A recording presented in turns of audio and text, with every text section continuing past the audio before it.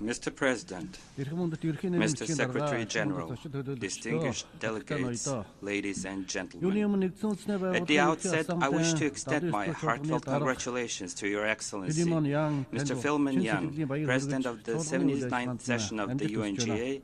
I wish you every success in your important work during this session. Every time when I participate in the General Assembly, I find great pleasure observing this sculpture entitled Consciousness, created by a renowned Mongolian artist and located in the garden of the UN headquarters. This sculpture inspires deep contemplation, reminding us of our responsibilities, awareness, and dignity in the context of humanity's history and our obligations to future generations. This profoundly meaningful work symbolizes the historic moment when countries around the world embraced the UN 2030 Agenda for Sustainable Development and the Paris Agreement on climate change. During my visit this year, the monument stood solemnly, as if urging us to reflect on the goals and commitments we have made for the future generations. Unfortunately, as we approach the time to assess the implementation of these documents, we recognize that our efforts and the progress we have achieved are insufficient. For instance, although we are halfway through the timeline for the 2030 Agenda for Sustainable Development, progress on nearly half of the SDG targets remain inadequate, with 35% showing stagnation. In response, UN Secretary General Antonio Guterres has initiated the Summit for the Future to reassess our realities, revitalize our commitments, and amplify our collective efforts. At the summit held just 2 days ago, we engaged in discussions on policies, objectives, and avenues for cooperation concerning sustainable development, science, technology, innovation, youth, and governance transformation. I'm pleased to note that Mongolia actively participated in the negotiation process for the Pact for the Future Declaration on Future Generations and the Global Digital Compact, all of which were discussed and adopted at the summit. The countries of the world, including our own, must work diligently and cooperate to implement these proposed actions. I'm pleased to see that heads of state, government, and their representatives have wholeheartedly supported these commitments and actions, voicing their positions from this esteemed podium.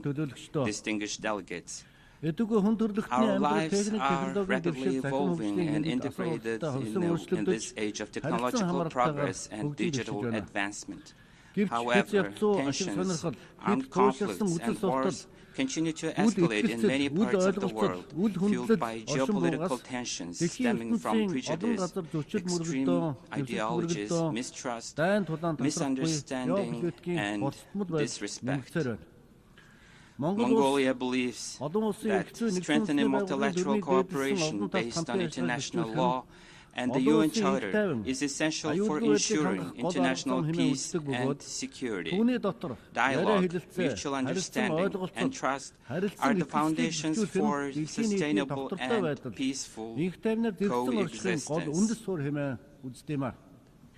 To sustain peace, combat climate change, protect public health, reduce economic inequality, and establish justice, the international community must seek optimal solutions and foster innovative cooperation that address the evolving dynamics of our era. This year, presidential and parliamentary elections took place in over 60 countries, with nearly half of the world population exercising their right to vote, making a year of significant choices. In Mongolia, parliamentary elections were also held, and I would like to highlight that both domestic and foreign observers, as well as international organizations, have commended the elections for being successfully conducted within the legal framework. Mongolia has always consistently sought to contribute to the international community's efforts for peace, security, and sustainable development. In this regard, Mongolia has established diplomatic relations with all member states of the United Nations and is dedicated to strengthening and developing friendly relations and cooperation with all countries around the globe.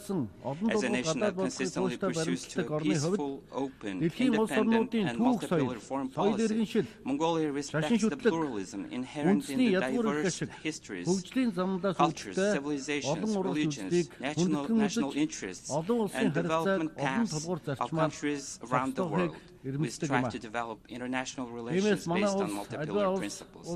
Therefore, my country upholds the principles of the UN Charter, particularly the commitment to refrain from using force against the territorial integrity and political independence of any state. In addressing disagreement and conflicts, we call upon countries and nations around the world to prioritize diplomatic dialogue over confrontation, promote unity over hostility, and pursue collective goals rather than divisiveness in order to consistently cooperate in strengthening international peace and security. As Mongols, we have a rich history of valuing and seeking amicable solutions through dialogue. For centuries, Great Mongol Empire engaged through political and diplomatic means in its relations with neighboring, distant, allied, and adversarial nations. This included sending and receiving envoys and ambassadors, concluding agreements, fostering friendship, and negotiating, which are the practices that remain as the cornerstone of Mongolia's current foreign policy. The Gerge serves as a historical evidence of this legacy. It represents the origins of credentials handed to envoys or modern diplomatic passports, having been used by Mongols since the 13th century in their relationship with other nations. The Gerge is displayed as a historic artifact at the United Nations headquarters. In 2000, UN Secretary General Kofi Annan remarked that Gerge is an invaluable heritage gifted by Mongols to the international community, emphasizing that we have a lot to learn from the wisdom of Mongolian ancestors. The principles of maintaining peace and harmonious coexistence championed by our ancestors reflects the progressive ideals that underpin our current collective efforts to sustain peace and stability. At present, humanity is alarmed by the deepening global geopolitical tensions which ignite the fires of war and heighten the nuclear threat. The collective efforts of countries around the world towards non-proliferation, disarmament, and the total elimination of nuclear weapons, as well as the expansion of nuclear weapon-free zones, must not be overlooked. Mongolia has made significant contributions to the elimination of nuclear threats by having its nuclear weapon-free status recognized at the international level. We reaffirm our commitment to continue pursuing and supporting nuclear weapon-free policies and initiatives. Mongolia calls upon all countries to collaborate in ensuring peace and stability, particularly in creating a world free from nuclear threats. We propose the convening of a special gathering on this issue within the framework of the United Nations. Mr. President, Mongolia deeply appreciates the role of UN peacekeepers, the Blue Helmets, who serve tirelessly and make significant contributions to international peace and security. Due to various factors, such as international terrorism, brutal acts of extremism, and the growing number of refugees, Blue Helmets are confronted with increasingly complex tasks under more challenging conditions. We must not forget that over 4,370 UN peacekeepers, including military, police, and civilian personnel, have lost their lives in the line of duty. Although Mongolia has a relatively small population, over the past 20 years, more than 20,000 peacekeepers have been deployed to hotspots around the world to contribute to peace and security of humanity. In particular, in alignment with the Women, Peace and Security agenda of the UN Security Council, we aim to increase women participation in UN peacekeeping operations. Currently, Mongolian and female officers make up to 11% of our peacekeepers. To ensure the competence of our peacekeepers. It is crucial to improve their psychological well-being. Therefore, Mongolia initiated and developed a pilot project for supporting peacekeepers and their families, which was submitted to the UNDPKO, Mr. President and distinguished delegates. In recent years, the rapid development of information and communication technologies has significantly impacted the daily life of people, and is seen as a factor that may fundamentally reshape the development of civilization in the future. In line with these intensive discussions on information and communication technologies and artificial intelligence have arisen in the international fora, and the recently adopted Global Digital Compact is a timely and essential step. Our country aims to keep pace with the development of information technology, placing great importance on UN resolutions, documents, and other international legal frameworks related to this issue, and keenly participating in their discussions. In March of this year, the UN General Assembly adopted a resolution calling on member states to ensure the reliability and security of artificial intelligence for the first time, which is a significant step forward to accelerate the implementation of the Sustainable Development Goals. Countries around the world are focusing on policies that promote economic diversification, energy and digital transitions, reduce the negative impacts of climate change, enhance adaptive capacity, and increase access to essential social services, particularly in education and health, while also prioritizing employment and food security. On the other hand, global debt accumulation has reached unprecedented levels, with debt service payments in developing countries exceeding the amounts borrowed, further constraining the budgetary space needed to implement sustainable development goals. Mongolia fully supports the international community's efforts to not only ensure debt sustainability, but also fundamentally reform the international financial architecture under the initiative outlined in the UNSG's report, Our Common Agenda. Distinguished delegates, in the early years of the 21st century, ideological conflicts that divided the world became history. While traditional military threats receded and not traditional threats such as climate change, pandemics, terrorism, cybercrime, and refugees gained increasing attention. However, this situation has changed drastically in the recent years, with traditional threats resurfacing and negatively impacting international security and sustainable development. In other words, the overlap and expanding scope of traditional and non-traditional threats requires countries around the world to pay special attention and strengthen their collaborative efforts. In particular, global warming and climate change have transcended natural and economic boundaries, exacerbating sensitive social issues and disputes over resources and triggering migration that bring numerous direct and indirect dangers and risks. If this situation continues, humanity will face not just a choice between development or stagnation, but rather a choice between existence and non-existence. Therefore, we must carefully assess the situation and recognize the need for smart solutions based on the advancement of our era, as well as implementation of new technologies, and share good practices while collaborating to overcome challenges posed by climate change. As descendants of nomads, we Mongols have preserved and honored our unique cultural heritage and traditions to this day. The origin of our nomadic civilization is, in fact, the philosophy of green development, which emphasizes caring for and protecting nature while responsibly utilizing its benefits. This indicates that we have substantial traditional wisdom and initiatives regarding the future of green development, thus in line with the goals of the sustainable development, as well as Vision 2050 long-term development policy Mongolia has successfully been implementing national movements and programs such as Billion Trees, Food Security and Safety, Healthy Mongolia, and Digital Mongolia.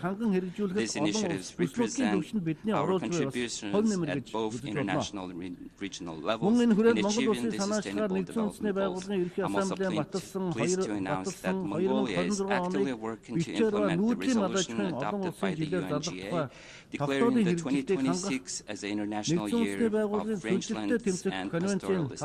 Furthermore, we are also preparing to host the 17th conference of the parties to the United Nations Convention to Combat Desertification in Ulaanbaatar in 2026. I'm confident that the international community and member states will support and collaborate with us in these efforts. Mr. President, Mongolia, as a landlocked country with its unique location on the Central Asian Plateau and extreme weather conditions, has consistently paid particular attention to the issues of countries in similar special situations. We have already collaborated with them to safeguard our interests and make tangible contributions to amplify our voices on the global stage. Mongolia and Austria co-chaired the preparatory committee for the third United Nations Conference on LLDCs for 2023-2024 and successfully facilitated discussions on the draft outcome document among member states. We're pleased that the draft of the action program to be adopted at the upcoming conference in Botswana next December includes innovative content outlining specific goals and measures to guide the development of LLDCs over the next decade. Therefore, we urge all LLDCs, transit countries, and all UN member states and development partners to engage at the highest level in the third conference on LLDCs and to contribute creatively to discussions for the successful implementation of the program of action. Mr. President, at the Fourth World Conference on Women, held in Beijing in 1995, it was proclaimed that women's rights are human rights and human rights are women's rights, setting forth the significant goals of eliminating barriers to gender equality on the global stage. We Mongols have a long-lasting culture and tradition of honoring and respecting women with a history of Mongol queens and women who played crucial roles in governance and social affairs throughout our nation's history. This rich traditional and cultural heritage have continued to evolve, positioning Mongolia as one of the leaders in promoting gender equality in Asia. In its first constitution, Mongolia became the first country in Asia to safeguard guarantee equal rights for women, including the rights to vote and to be elected. This year we celebrate the centennial anniversary of the establishment of the National Organization for Women, the Mongolian Women's Federation. As we approach this historic anniversary in 2023, we have implemented legal policy reform designed to enhance women participation in both social and political decision-making level. As a result, in the recent parliamentary election, 25.4% of elected members were women, exceeding the average rate of 21.2% in Asia. Moreover, in August this year, our country successfully hosted the World Women's Forum under the theme Towards a Green Future in Ulaanbaatar in collaboration with the United Nations. This forum brought together women leaders in government, from governments, international organizations, and influential representatives from diverse sectors, social, economic, and cultural, across 5 continents. They proposed numerous creative initiatives to enhance women's role and contributions toward achieving sustainable development goals, including economics, environment, climate change, food security, education, sports, culture, and the arts. I'm pleased to highlight that the Ulaanbaatar Declaration Towards a Sustainable Future was adopted as the forum's outcome document. Building on the momentum of the World Women's Forum, Mongolia will continue to actively promote gender equality and the empowerment of women. Mr. President, distinguished delegates, the General Assembly of the United Nations is the most important and honorable podium for amplifying the voice of ideas and aspirations for international peace and security, well-being, and development of humanity. Mongolia has consistently supported the efforts of member states to reform the UN Security Council into a more equitable, accessible, transparent, effective, democratic, and responsible system. We also strongly advocate for further strengthening the United Nations' central role and coordination in global affairs. Our country believes that any international challenges and misunderstandings should be addressed through mutual understanding, trust, respect, and dialogue, and resolved within the framework of international legal norms. Therefore, I call on you, heads of states, governments, and distinguished delegates, to demonstrate exceptional leadership and make meaningful contributions to strengthen trust, mutual respect, and cooperation among the nations of the world in the crucial pursuit of global peace, security, sustainable development, and the well-being of humanity. May the eternal blue sky bless us with peace throughout the world. Thank you very much for your attention. On behalf of the Assembly, I wish to thank the President of Mongolia.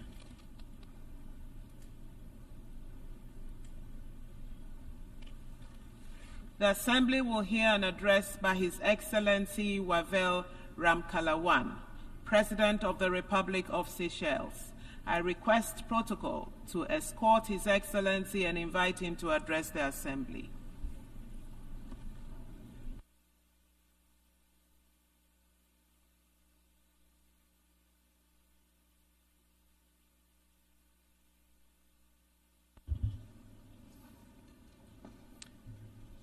Mr. President, Excellencies, distinguished delegates, I would like first of all to extend my words of congratulations to Ambassador Yang on your election as President of the General Assembly for this 69th session.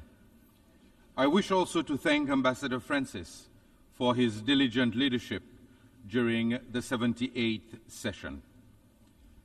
Mr. President, as the highest representatives of the peoples of the world, we meet every year in this institution, which promises to deliver peace, progress, and prosperity for all. We must be frank in our assessment of what we are doing for the people that we represent and their interests that we serve. For my people of the Seychelles, we must be critical of our approach to the challenges of today and plan for the challenges of tomorrow. The world is less secure than even just 1 year ago. Where we hoped that existing conflicts could be resolved, we find ourselves in a situation more tense and precarious.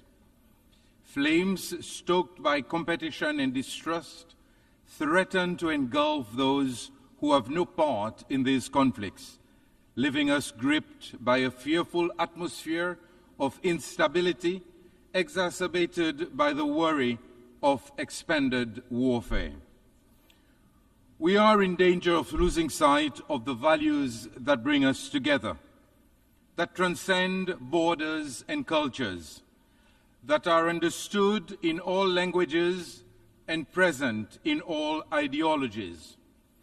We must revert to our foundational principles of dialogue and cooperation. Without a stable foundation, we cannot build our vision of a peaceful, prosperous, and sustainable world. Our focus is diverted from the challenges requiring our urgent and undivided attention, challenges affecting the core of people's lives and equally requiring solutions with people at their center. The climate crisis, ending poverty and hunger, ensuring that all have the indisputable right to a decent and dignified life. Our people have entrusted us to work together to find solutions. Mr. President, 79 years ago, the permanent members of the Security Council confer upon themselves the great responsibility of ensuring international peace and security, to cooperate in good faith to save future generations from transgressions of the past. With this great responsibility comes the expectation that gross violations of the UN Charter be dealt with resolutely and impartially. We place our trust in them to act in the common interest, to prevent conflict and preserve human dignity. The consequences of conflict are felt beyond the direct and intolerable suffering of victims in war zones and those displaced by fighting. In such an interconnected world, we are all subjected to inflationary pressures, elevated commodity and energy prices, and other disruptive effects. Widened and prolonged conflict risks affecting smaller states like Seychelles, trying not to get caught in the crossfire. It is not our intention to lecture the world powers, nor attempt to prescribe solutions to complex issues. We simply wish to remind you of your duty and be reassured that geopolitics will not supersede human rights and international law. Since its formation in 1946, the Security Council has remained largely unchanged. Most of Africa was under colonial rule then. Seychelles joins the call for the UN and the Security Council to deliver the reform being appealed for by so many, with the objective not to hinder its work, but to bring inclusivity and perspective. It is time to correct one of the many injustices to which Africa has been subjected. Permanent membership of the world's primary peacekeeping institution is a necessity. The consideration by the Council of critical issues such as sea level rise brought by Malta last year and the broader climate security nexus has proven that it is capable of reflecting new realities. The proposal of the United States to include a rotating seat for small island developing states is a welcome and progressive one. Mr. President, climate change remains the foremost challenge facing humanity, and failure to address its effects will devastate current and future generations.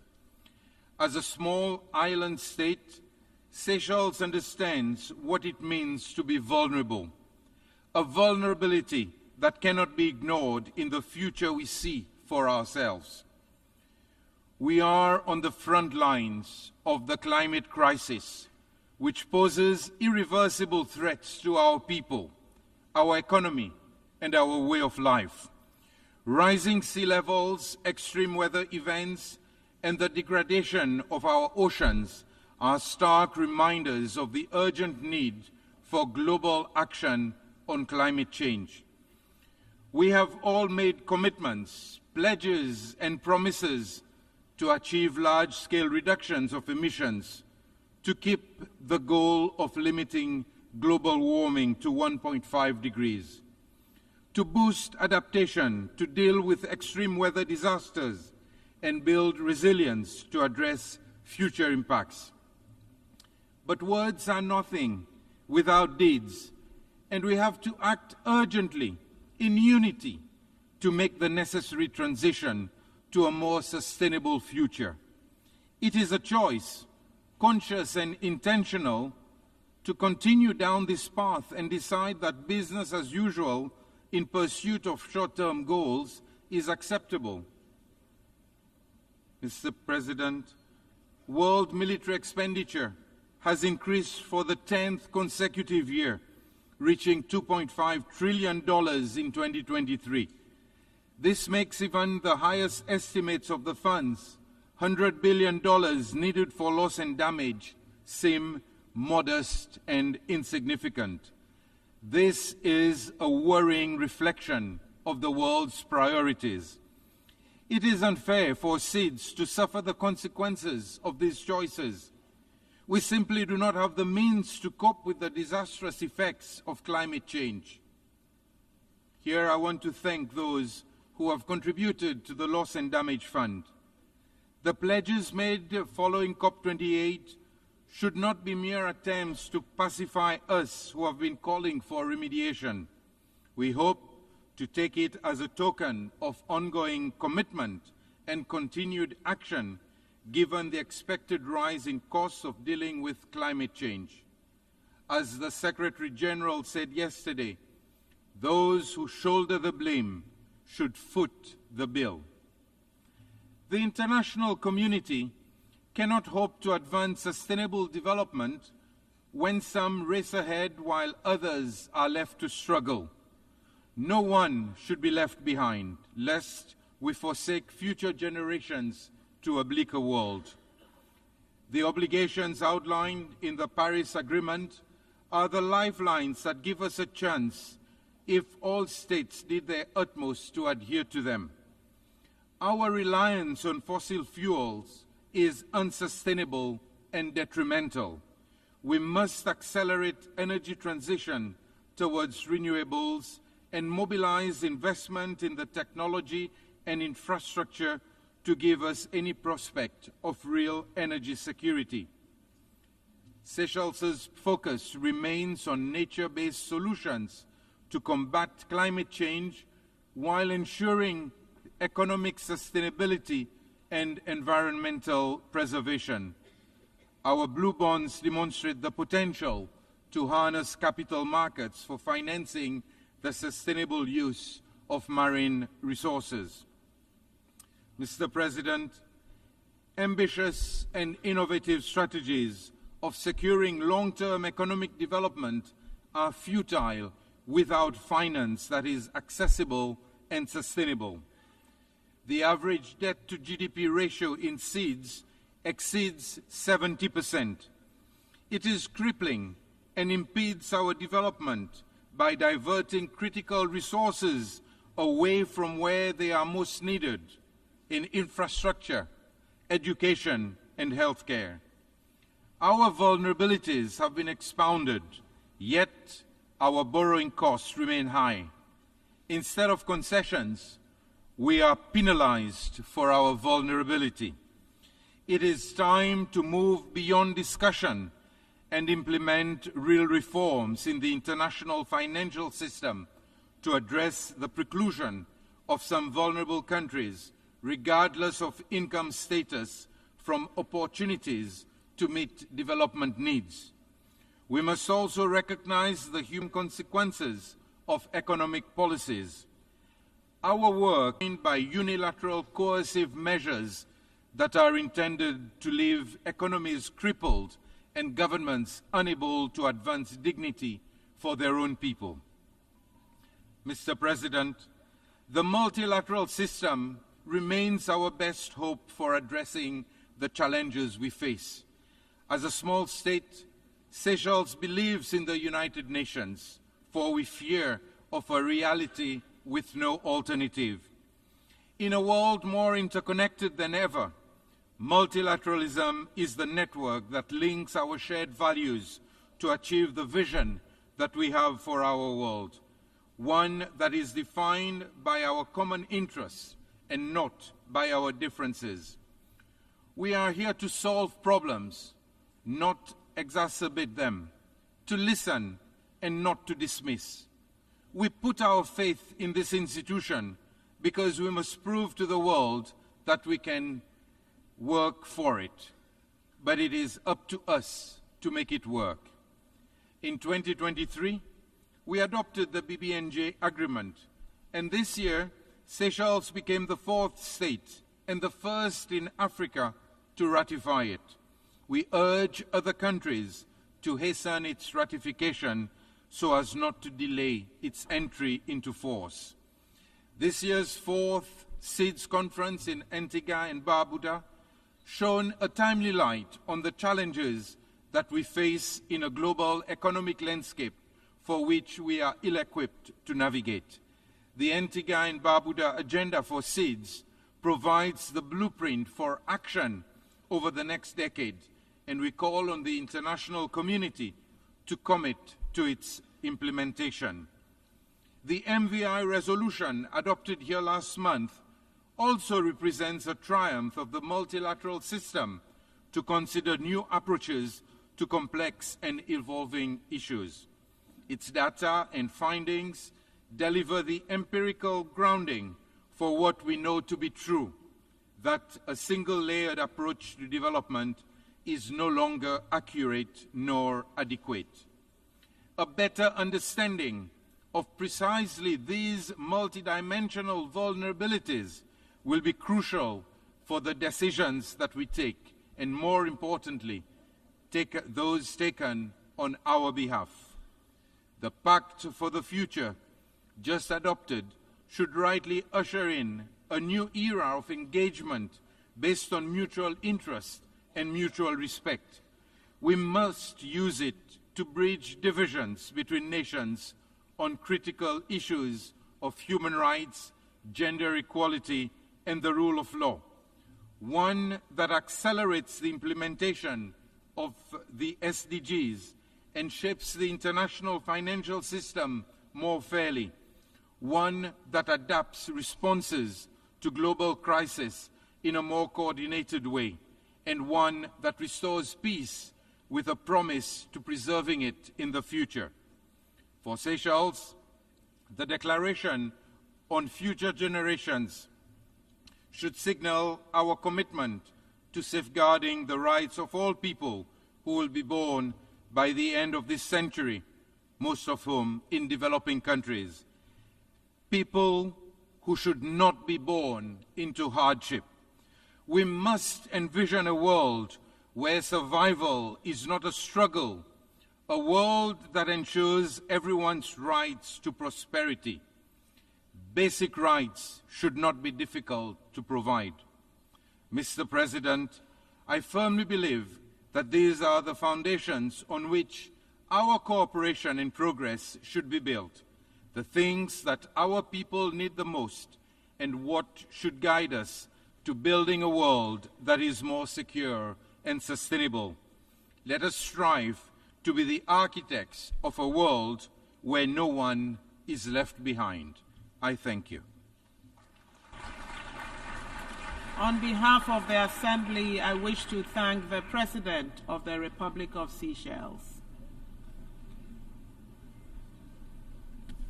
The Assembly will hear an address by His Excellency Peter Pavel, President of the Czech Republic. I request protocol to escort His Excellency and invite him to address the Assembly.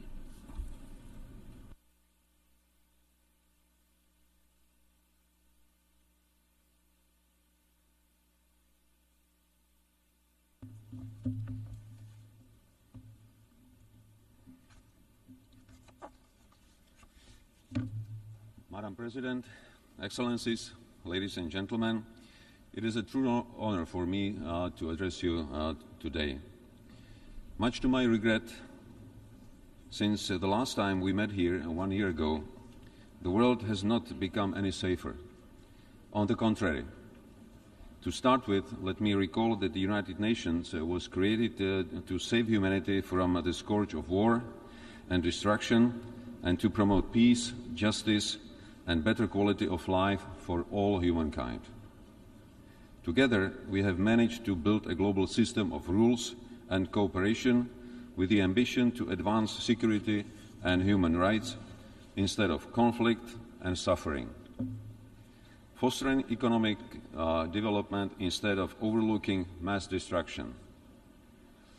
Aligned around the UN Charter, we have subscribed not to repeat the mistakes and disasters of the past. Unfortunately, we still do. The world and its citizens need and deserve an effective UN that can respond quickly when needed and deliver better on our shared global commitments. Without a functioning multilateral system, alternative and exclusive structures would lead to more fragmentation and less predictability.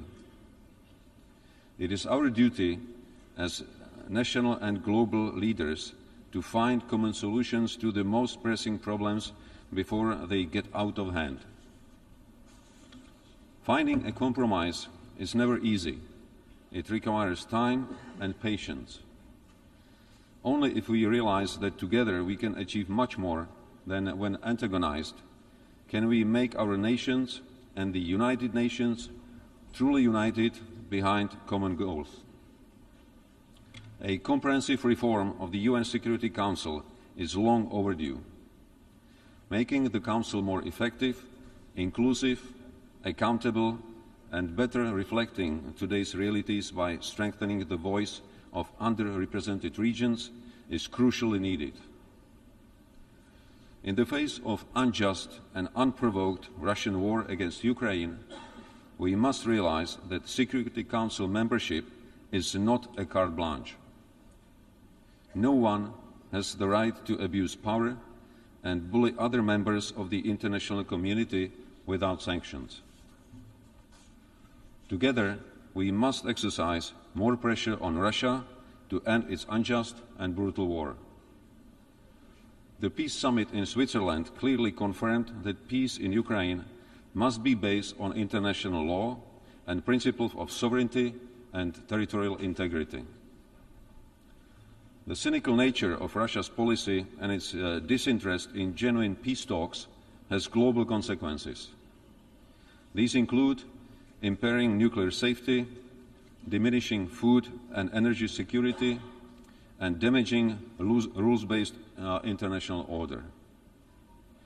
Czechia calls on those who have not yet supported our common effort to evaluate the possibility of signing the joint declaration agreed at the Peace Summit in Switzerland.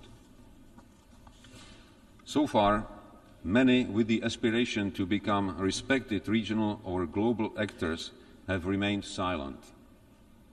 But respect cannot be forced. It can only be earned.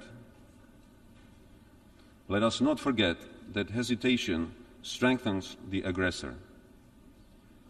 If you remain silent to injustice and aggression, soon there will be others waiting in line to see how far they can go in bending international rules as they please.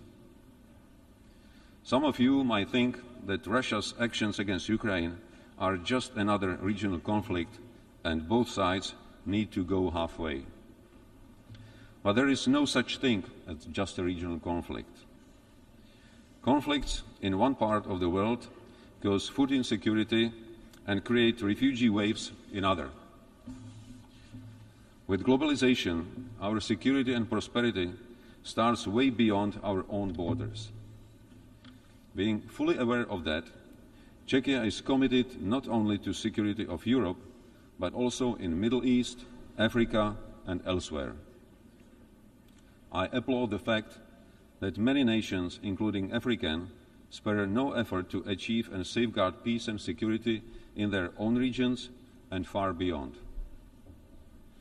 Czechia will continue to engage with African countries and closely listen to their views and needs. I believe that despite political differences, together we can create mutually beneficial partnerships based on the principle of equality, mutual respect, and without any historical burden or future material demands. Africa is a continent with huge economic potential, which is waiting to be unlocked. We want to see Africa flourish, enhance its capabilities, and create opportunities and jobs for young people. The last topic I want to touch upon is cybersecurity and technology. With progressing digital transformation and our increasing reliance on advanced technology, the gravity and scale of cyber threats are increasing and respect no borders. Cyber espionage and attacks against our hospitals, media, infrastructure, national institutions and businesses aim to destabilize our democratic system and undermine its principles. Just as offline, we cannot allow the cyberspace to become a lawless, criminal world. The agreed framework of responsible behavior of states in cyberspace should guide us in our effort to strive for a safer online world. The security of cyberspace will depend on the capacities and effort of all responsible states to enhance their own cyber capabilities. Czechia is taking its commitment to the protection of global cyberspace security very seriously. We will continue providing assistance to our partners in Africa, Asia, and South America so that together we can improve our resilience and to protect our citizens even better. Foreign interference and disinformation continue to present a challenge with a serious impact on democracy, security, and the rules-based international order. With rapid development of new technologies, protection and promotion of human rights continue to be vital for our societies. Emerging technologies will have an undisputable influence on the nature of our future conflicts, but also on peace. It is our duty to ensure that innovations, including artificial intelligence, autonomous systems, biotech, or quantum computing, fully conform to our ethical and human rights standards. Last year, Czechia, together with Mexico, the Maldives, the Netherlands, and South Africa, submitted a resolution on human rights in the context of digital technologies. Furthermore, last month, during the GlobeSec Security Forum, I sat down with top managers of global tech companies at the Prague Geotech Summit. I was glad to hear that they are fully aware of their responsibility and fully committed to contribute to the resilience of democracy. Madam President, ladies and gentlemen, the challenges we are facing are global, and we can only succeed if we fully commit ourselves to collective action and more cooperation. The quality of our governance will be judged by our actions and whether we leave this world in a better condition for future generations. I would like to thank everyone who is tirelessly working to make our planet a safer and more secure place for all. That is what really matters. Thank you for your attention. On behalf of the Assembly, I wish to thank the President of the Czech Republic. The Assembly will hear an address by His Excellency Volodymyr Zelenskyy, President of Ukraine. I request protocol to escort His Excellency and invite him to address the Assembly.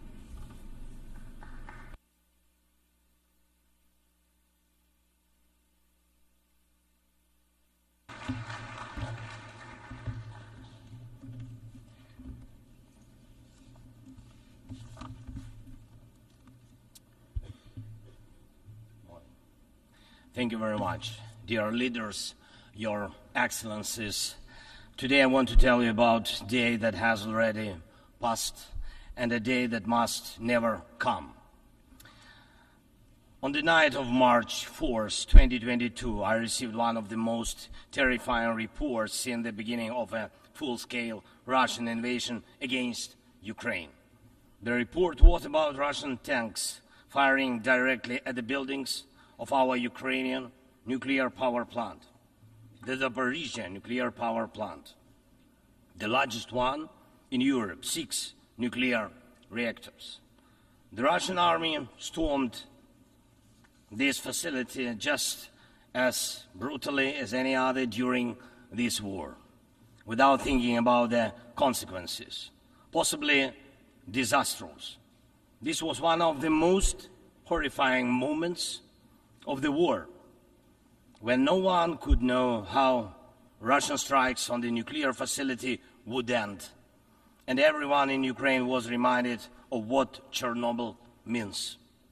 Now, the Zaporizhzhia nuclear power plant remains occupied by Russian forces, unfortunately, and it's at risk of a nuclear incident.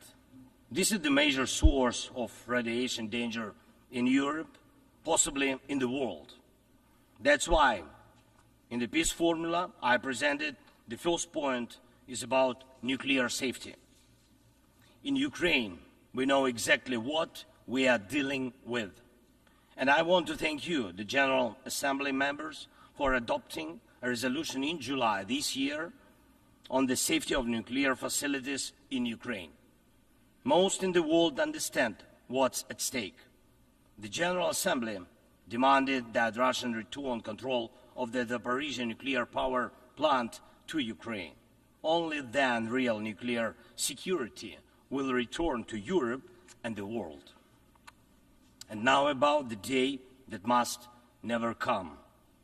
Since Russia can't defeat our people's resistance on the battlefield, Putin is looking for other ways to break the Ukrainian spirit. One of his methods is targeting our energy infrastructure. And these are deliberate Russian attacks on our power plants and the entire energy grid. As of today, Russia has destroyed all our thermal power plants and a large part of our hydroelectric capacity. This is how Putin is preparing for winter, hoping to torment millions of Ukrainians, ordinary families, women, children, ordinary towns, ordinary villages. Putin wants to leave them in the dark and cold this winter, forcing Ukraine to suffer and surrender. Just imagine, please, your country with 80% of its energy system gone, with such a destroyed part of the system. What kind of life would that be? Recently, I received yet another alarming report from our intelligence. Now Putin does seem to be planning attacks on our nuclear power plants and their infrastructure, aiming to disconnect the plants from the power grid. With the help of satellites, by the way, ladies and gentlemen, satellites of other countries. Russia is getting images and detailed information about the infrastructure of our nuclear power plants. But what does this really threaten? Any missile or drone strike, any critical incident in the energy system could lead to a nuclear disaster. A day like that must never come.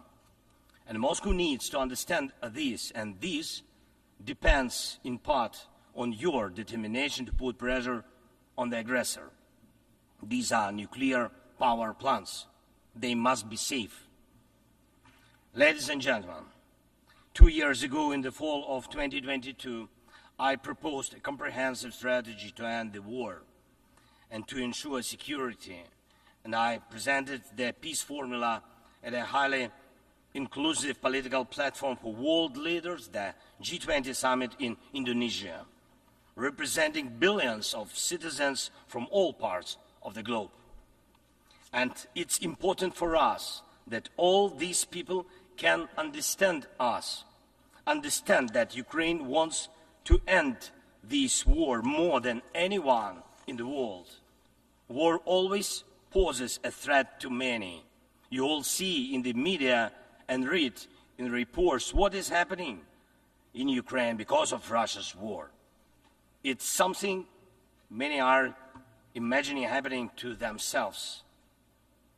And yes, the smoke from fires in war-torn cities can reach other countries. And if, God forbid, Russia causes a nuclear disaster at one of our nuclear power plants, radiation will not respect state borders. And unfortunately, various nations could feel the devastating effects. Many are concerned, but the deepest understanding of war is always found in the home it destroys. It's the Ukrainian people who feel the full pain of this war. It's Ukrainian children who are learning to distinguish the sounds of different types of artillery and drones because of Russia's war. It's our people who are forcefully separated by occupation because Putin decided he could do whatever he wants. It's our heroic soldiers who are giving their lives to defend our country from invaders trying to steal our land. That's why we say, rightfully so, there can be no just peace without Ukraine. And I thank every leader, every country that supports us in this, that understands us, that sees how Russia, a country more than 20 times larger than Ukraine in territory, still wants even more land, which is insane, and is seizing it day by day while wanting to destroy its neighbor. And Russia found very special bodies for that: North Korea and Iran, telling choice of friends. And now every neighbor of Russia in Europe and Central Asia feels that the war could come to them as well, and just think what kind of losses that would mean for the world. And I thank nearly 100 nations and international organizations that have supported the peace formula. It's truly a global community: Africa, Asia, Europe, Latin America, North America, the Pacific region, all united by the peace formula. And I am glad that the first peace summit was so reminding of the UN General Assembly. Everyone was equal.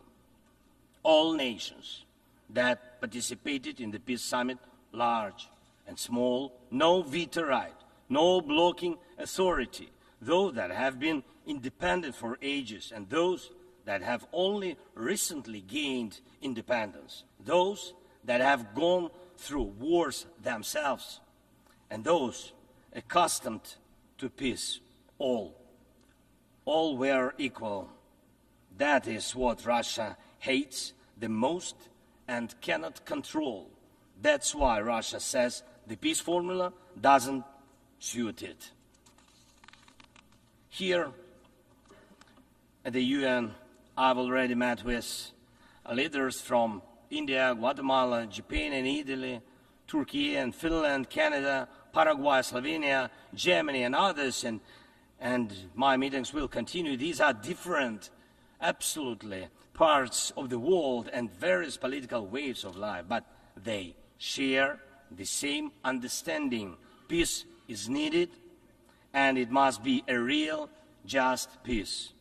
Unfortunately, at the UN, it's impossible to truly and fairly resolve matters of war and peace because too much depends in the Security Council on the veto power.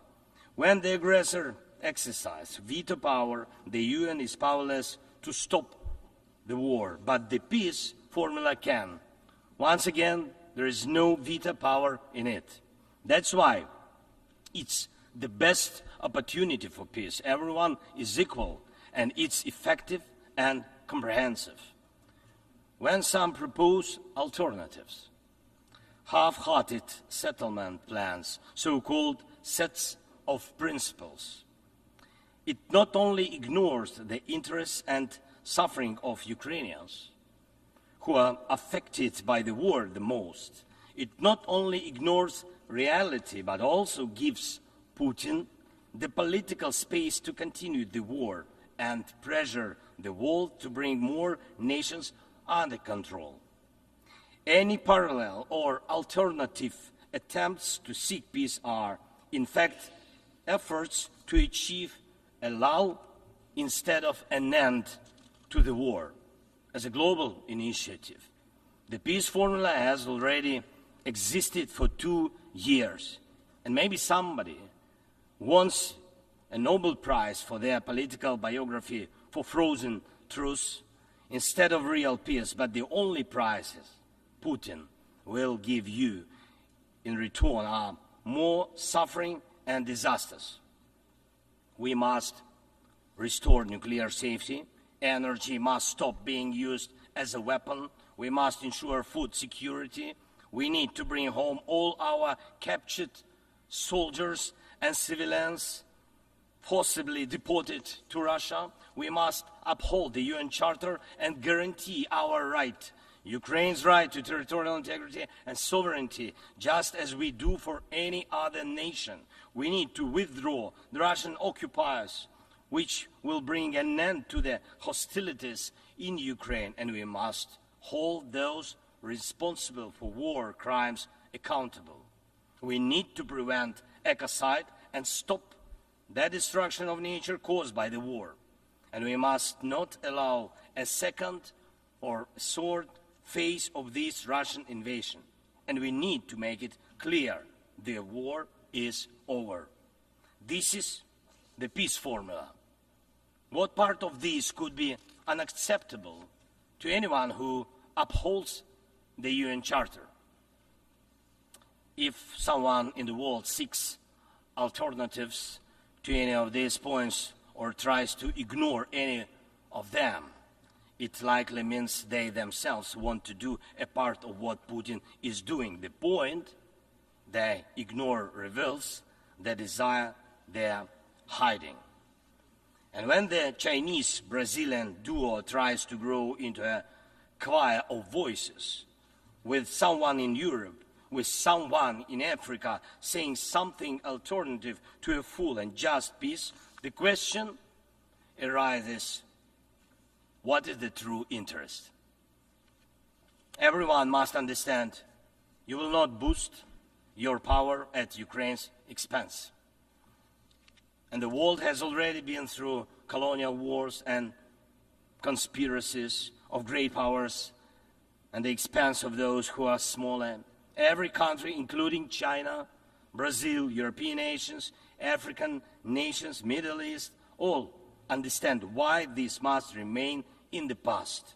And Ukrainians will never accept why anyone in the world believes that such a brutal colonial past, which suits no one today, can be imposed on Ukraine now instead of a normal, peaceful life. I want peace for my people, real peace and just peace. And I'm asking for your support from all nations of the world. We do not divide the world. I ask the same of you, do not divide the world. Be united nations. And that will bring us peace. Thank you. Slava Ukraini. On behalf of the Assembly, I wish to thank the President of Ukraine.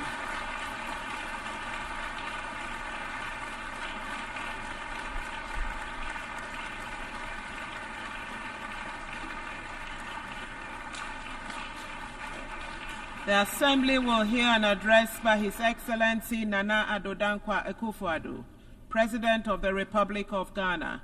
I request protocol to escort His Excellency and invite him to address the Assembly.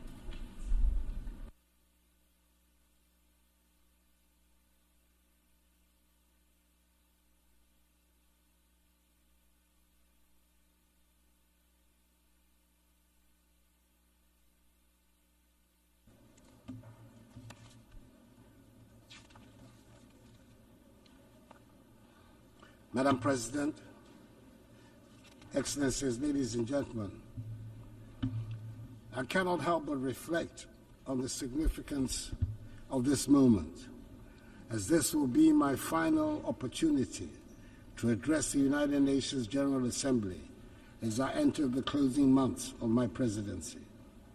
Over the past 8 years, I've had the privilege of speaking on several variations of the essential themes that quite properly dominate the deliberations of this global assembly: the condition of humanity and the state of the planet. Serving the people of Ghana, and by extension those of West Africa, Africa, and the world, has truly been the greatest blessing of my life. Indeed, being here this morning fills me with both pride and humility. Pride in the limited progress we have made together as nations, and humility in recognizing the challenges that still remain. My time as president has been deeply fulfilling, and I'm profoundly grateful for the trust placed in me by my fellow Ghanaians. It has been an honor to serve them and to contribute to advancing peace, security, and development on the global stage.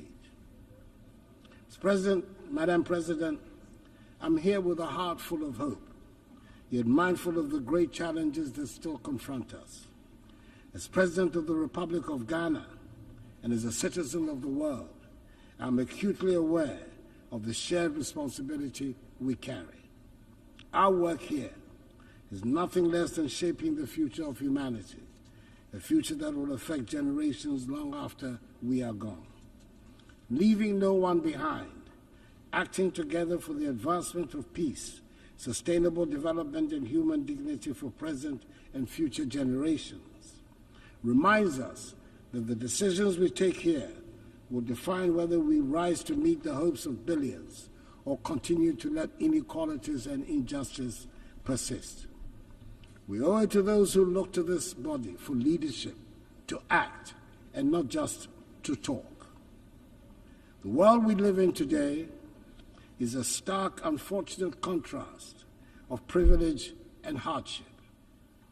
For too long, the voices of those marginalized, those left behind, have been drowned out. They constitute the bulk of humanity. These are the voices of the poor, the displaced, the vulnerable. We cannot, in good conscience, leave them behind. They should be at the center of our discussions and our decisions. Africa, in particular, knows the cost of being left out. Yes, we're a continent rich in potential and resilient in the face of adversity, but we have also been disadvantaged by a global system that has generally treated us as an afterthought. We have been viewed merely as passive recipients of aid rather than as equal partners in global progress.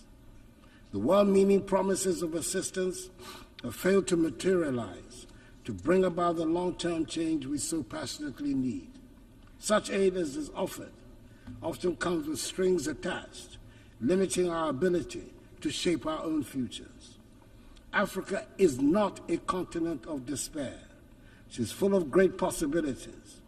She's required, however, to chart a new course of development. Our young population is filled with energy, creativity, and ambition. The people of Africa are not asking for handouts. They're demanding opportunities in a new global architecture so they can have access to education, healthcare, and jobs to be able to build better lives for themselves, their families, and their descendants. In Ghana, we've taken bold and decisive steps to ensure that no one is left behind in our national development, and we have shown that it is possible. Our flagship free senior high school policy has benefited 5.7 million young people, many of whom would have been denied the opportunity to learn, to dream, and to succeed. This initiative has transformed the lives of millions, positioning the next generation of Ghanaians to take their place as leaders in the global economy. But this is just the beginning. We need a global commitment to ensure that every child, no matter where they are born, has access to quality education. A world where children are left unprepared for the challenges ahead is not a just world. Beyond education, we've also prioritized health care for our people. Through Agenda 111, my government has embarked on the largest ever healthcare infrastructure project in Ghana's history. This initiative is constructing 111 hospitals across the country, ensuring that even the most remote regions have access to modern healthcare facilities. This is part of our broader goal of ensuring that no one in Ghana is left without the basic right to health. We've also taken significant steps to boost food security and economic growth through the Program for Planting for Food and Jobs. This initiative has improved food production, created jobs, and enhanced incomes for millions of Ghanaians. It is a clear demonstration that with the right policies and investments, we can transform our agricultural sector and ensure that no one goes hungry. In the same vein, our one district, one factory policy is transforming the industrial landscape of the nation, generating the structural transformation of our economy, which is our major strategic objective. And in addition, Ghana has embraced in full the teachings of the Fourth Industrial Revolution and is actively pursuing an agenda of digitalization. Under my administration, we've revolutionized public service delivery by integrating technology into governance. From the introduction of the Ghana card, which has streamlined identification and access to services, to the digitalization of the country's land registry, these reforms have enhanced transparency, efficiency, and accountability. Digitalization has improved the lives of ordinary Ghanaians and has also laid the groundwork for sustainable economic growth in the digital age. And let us not forget the strides we have made in enhancing the rule of law and governance through reforms in the judicial system, strengthening our democratic institutions, and promoting transparency. Ghana continues to be a beacon of good governance in Africa. We have enacted laws and implemented policies that uphold the principles of accountability and ensure that every Ghanaian, regardless of their background, is protected by the rule of law.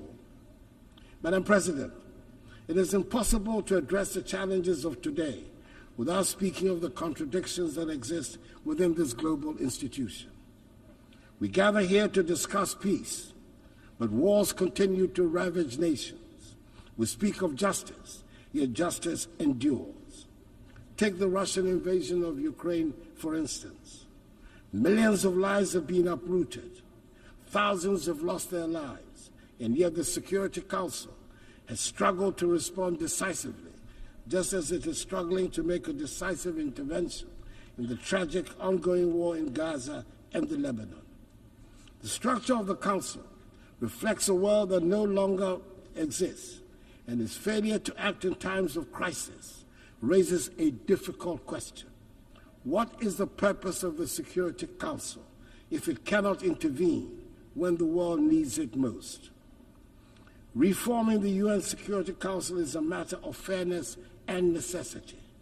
The current structure, created in 1945, no longer reflects the realities of today's geopolitical and economic landscape. Africa, Latin America, and South Asia remain underrepresented despite their significant influence on global affairs. This lack of representation undermines the legitimacy of the Council's decisions, and the use of veto power by a few permanent members often paralyzes its ability to act effectively during crises. Reform is essential to ensure that the Council is more inclusive, democratic, and responsive to the complex challenges we face today. The world has changed, and the Security Council must change with it to maintain its relevance in promoting global peace and security. For years, I've championed the need to reform the Security Council as per the Eswatini Consensus, the Common African Position on UN Reform, which calls for Africa to have permanent seats on the Council. It is incomprehensible that a continent of 1.4 billion people has no permanent voice in shaping decisions that affect global peace and security. The time for half measures is over. We need a Security Council that is fit for purpose in today's world. It is heartening, however, that finally the demand for reform has found acceptance by leaders of 2 of the 5 permanent members, President Joe Biden of the United States of America and President Emmanuel Macron of France. Hopefully, the others will soon follow suit. We must also recognize that the fight for peace goes beyond government actions. It is a fight for humanity itself. In Africa, we have often borne the brunt of conflicts, sending our troops to peacekeeping missions with limited support from the global community.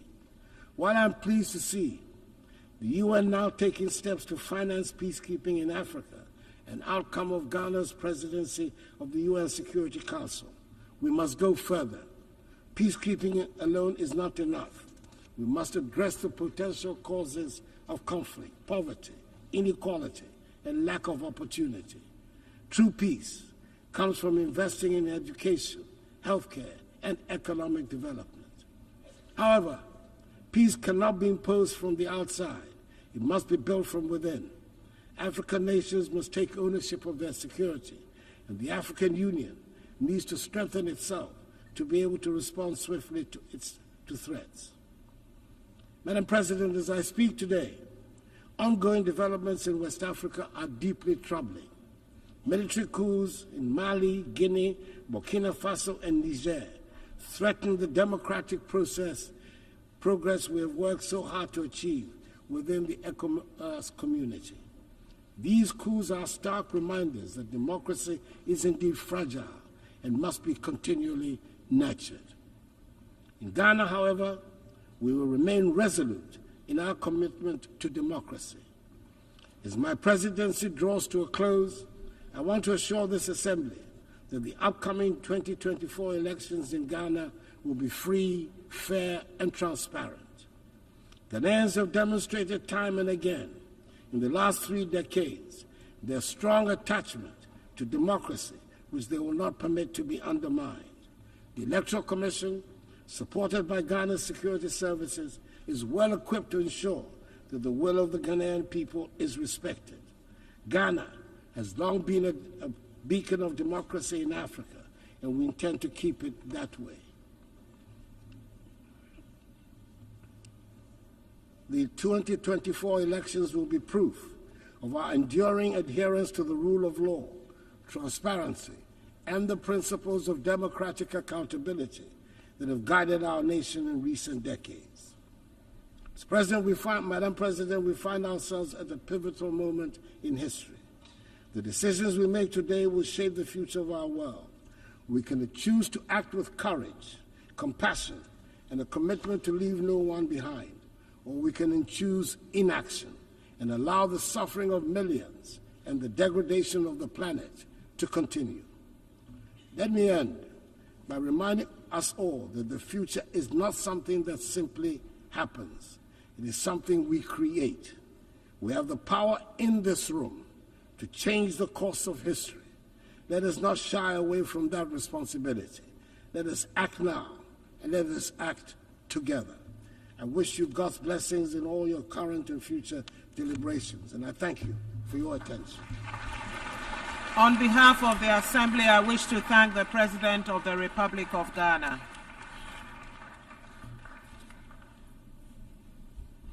The Assembly will hear an address by His Excellency Rumen Radev, President of the Republic of Bulgaria. I request protocol to escort His Excellency and invite him to address the Assembly.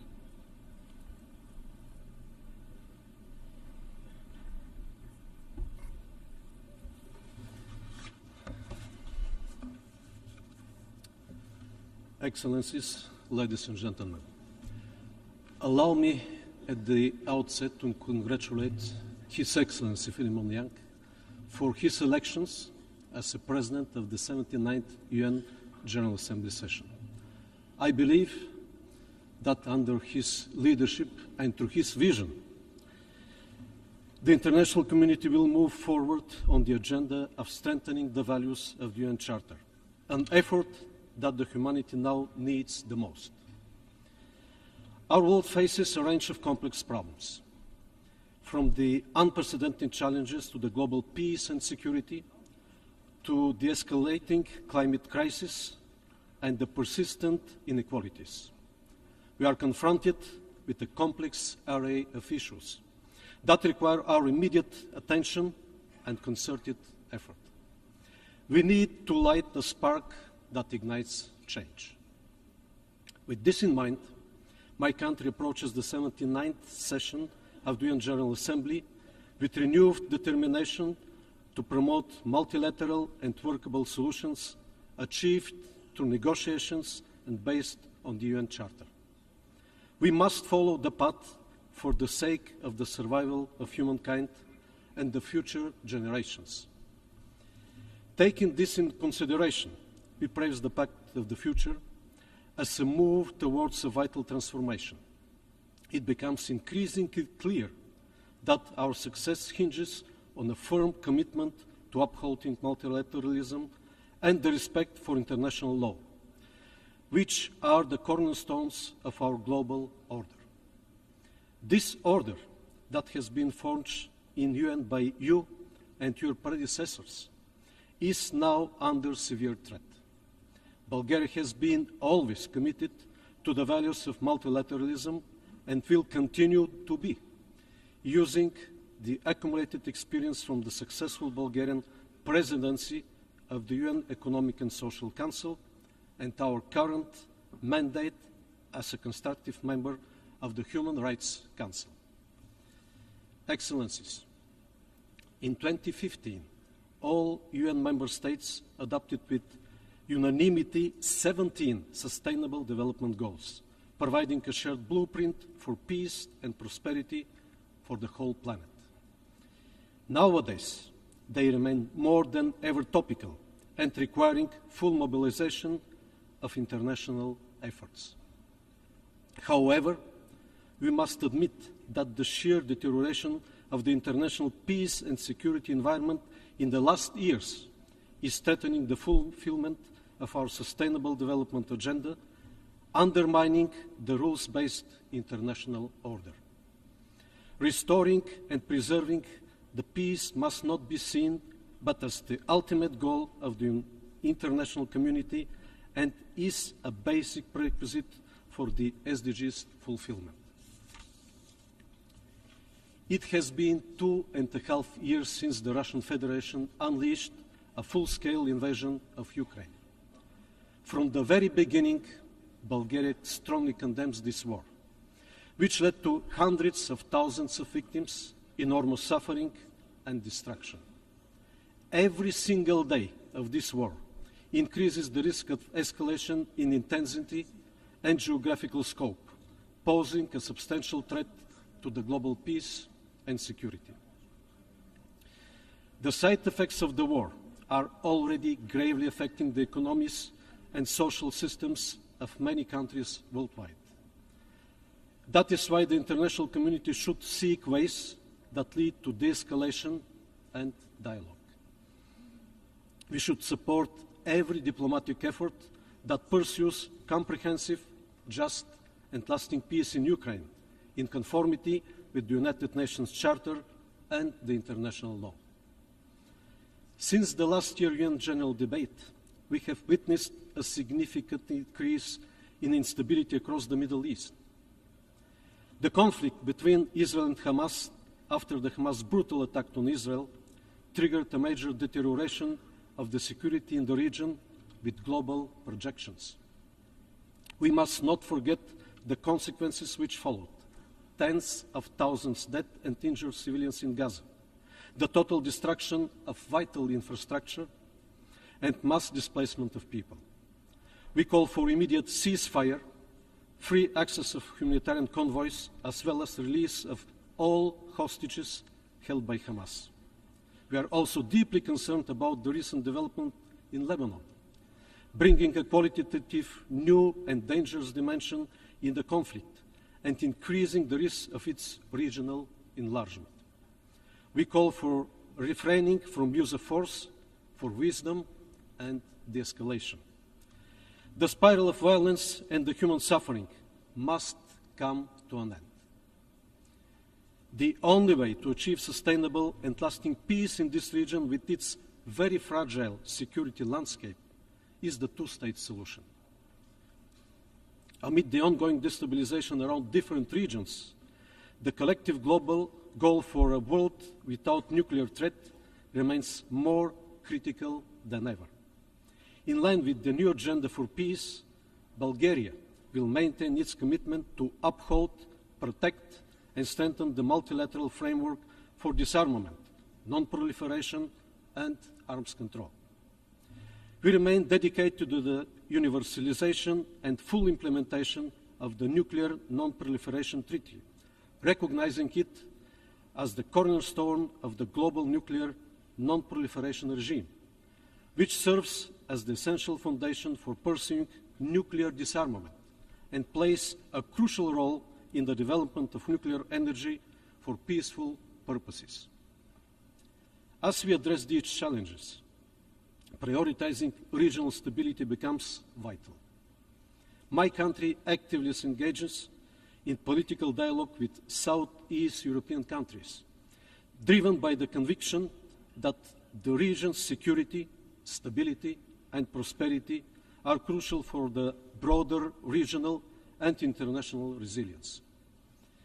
Bulgaria is a strong supporter of the European path of the Western Balkan countries. Our main priorities vis-à-vis the region are fostering good neighborliness, improving connectivity, protection of human rights, and combating ethnic discrimination. However, a serious challenge on this path are the new outbursts of incitements of hatred. Fighting and curbing the aggressive nationalistic rhetoric all over the region and concentrating on positive agenda on strengthening multi-ethnic societies and the rights of the constituent communities will prevent the evocation of the reminiscence of the troubled past of the region. Ladies and gentlemen, progress on achieving the Sustainable Development Goals is the greatest investment for the benefit of the present and future generations. Bulgaria keeps on contributing actively to this common effort through the steady implementation of the National Development Programme Bulgarian 2030 and of sustainable projects for development cooperation with partner countries, through supporting projects in education, healthcare, public infrastructure and services, as well as renewable energy solutions. We face a growing number of places around the world where warring dynamics in terms of governance, democracy, and human rights emerge. As a present member of the Human Rights Council, we reaffirm our commitment to this noble cause. Bulgaria has never looked the other way, and this speaks up through our domestic policies, our membership in the Human Rights Council, our work as a co-chair of the Group of Friends of Children and Sustainable Development Goals, Vice President of UNICEF Bureau, member of the Executive Board of UN Women, and through our support for initiatives that empower the General Assembly and aim at accountability. Our advocacy for meaningful participation of civil society, youth and women in decision-making process across the United Nations system and domestically have already yielded results, and our youth delegate program inspires more young people to choose the path of active citizens. Bulgaria advocates for a human rights-based approach to sustainable development and looks forward to the inclusion of all stakeholders at the upcoming World Social Summit. Excellencies, we have focused on the peace among nations, but it is equally important to reconcile with the nature. Climate change is a threat multiplier for the implementation of all sustainable development goals. We urge enhanced action based on the global stocktake, more ambitious climate objectives, including the new finance goal at the 29th session of the United Nations Climate Change Conference. Earlier this year, Bulgaria hosted the 61st session of the Intergovernmental Panel on Climate Change, which gave impetus to the panel's 7th assessment cycle, including the production of the special report on climate change and cities. Through various panel events, we were able to invigorate the science discussion, paying due attention to the climate risks in the Black Sea region, as well as to the urban environment, the role of cities, and the need to adapt to changing climate. Another challenge that brings a lot of opportunities as well is the need for an effective digital governance based on a multi-stakeholder and inclusive approach, aiming for a human-centric digital transformation and a safe and open digital future. In light of growing challenges to the principles of international law and the rules-based order established by the United Nations Charter, Bulgaria remains committed to strengthening the effectiveness and accountability of the United Nations Security Council. We support efforts to enhance transparency and accountability within this body, co-sponsoring the key UN General Assembly resolution on veto use. Bulgaria emphasizes the need for greater effectiveness and prioritizes securing an additional non-permanent seat for the group of Eastern European states in a reformed Council. Ladies and gentlemen, let us reaffirm our commitment to addressing these global challenges with firmness and determination. The action we take today will define the future, and with courage and unity, we will rise to meet the opportunities that lie ahead. Thank you for your attention. On behalf of the Assembly, I wish to thank the President of the Republic of Bulgaria.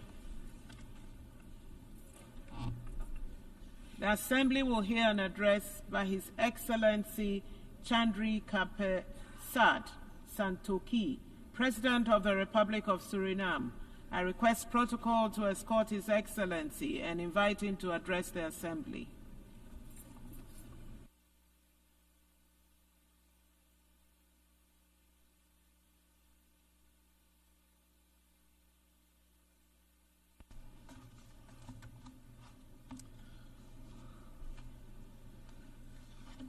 Madam President, Excellencies, Heads of Delegations, ladies and gentlemen, good morning. Madam President, this General Assembly is of historic significance as we embark on a process of recalibrating international relations and establishing a more effective multilateral framework. I therefore extend my heartfelt congratulations to the President on his election to preside over this esteemed body, and allow me to congratulate the outgoing Chair of Trinidad and Tobago on a job well done under difficult circumstances. Madam President, this organization was founded after two devastating world wars. Its original purpose remains relevant today to save current and future generations from the disastrous consequences of wars and armed conflicts and foster peace and political stability for sustained prosperity for all. We, however, observe instead that the world is marked by a complex political and security crisis, weakening our global multilateral framework of collective solidarity, international law, and respect for humanitarian law. The conflicts that divide us are not isolated incidents.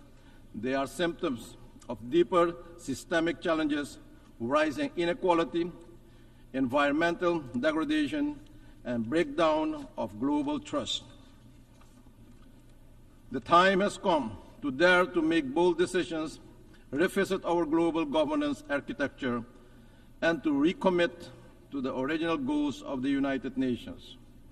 Madam President, with statistics showing that countries are off track on the 2030 Agenda for Sustainable Development, while projections estimate that almost 600 million people will continue to live in extreme poverty in 2030, that is incumbent on us to close the gap between aspiration and financing.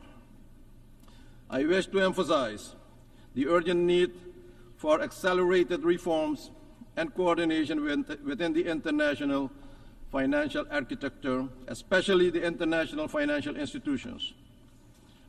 The Multidimensional Vulnerability Index, MVI, offers a comprehensive and inclusive framework that goes beyond traditional metrics to capture the true complexity of the vulnerabilities of small islands developing and low-lying coastal states. We urge that the MVI is embedded in the operations of the international financial institutions, especially the International Monetary Fund and the World Bank. Apart from the MVI, we see other financial obstacles in place that have a major negative impact on our ability to generate development, especially de-risking measures of international banks, which are based on general assessments, do not consider the country's reality and the severe impact on development objectives of the country. This must be addressed head-on if we want to be inclusive rather than exclusive. My country, Suriname, can attest to the importance of urgent need to reform the global financial and political system and to build greater trust in the multilateral system. Because of our ranking, we are not eligible for several global financial instruments to the detriment of my people. Since taking office in July 2020, my government has successfully started a policy of financial economic reforms, including restructuring the debt portfolio supported by an IMF program and international financial institutions. The impact of the various crises and national efforts to reform the economy has not been easy for the population, but we are on the road to recovery now. Macroeconomic stability has been achieved. We established a social safety net and increased several social benefits, all meant to make sure that we did not forget or excluded that part of our population from restoring a healthier economy. Madam President, 2024 statistics reveal that progress in the area of climate action is inadequate, with global greenhouse gas emissions still rising. Despite the need for reductions, climate action can no longer be postponed nor ignored. Soon, we'll meet in Azerbaijan for COP29. Madam President, will we be repeating ourselves with empty promises and pledges, or will we take decisive action to save this planet from extinction? Madam President, Suriname is committed to the Paris Agreement. Suriname has also submitted ambitious nationally determined contributions and has recently started the process of carbon credit trading. Suriname aims to remain a carbon-negative country with a high level of biodiversity and more than 90% forest coverage. With this conscious choice to limit deforestation, we sacrifice economic development for our people. For this, Madam President, we are not compensated while everyone benefits from our decision. Carbon negative and carbon neutral countries must be supported for maintaining that status.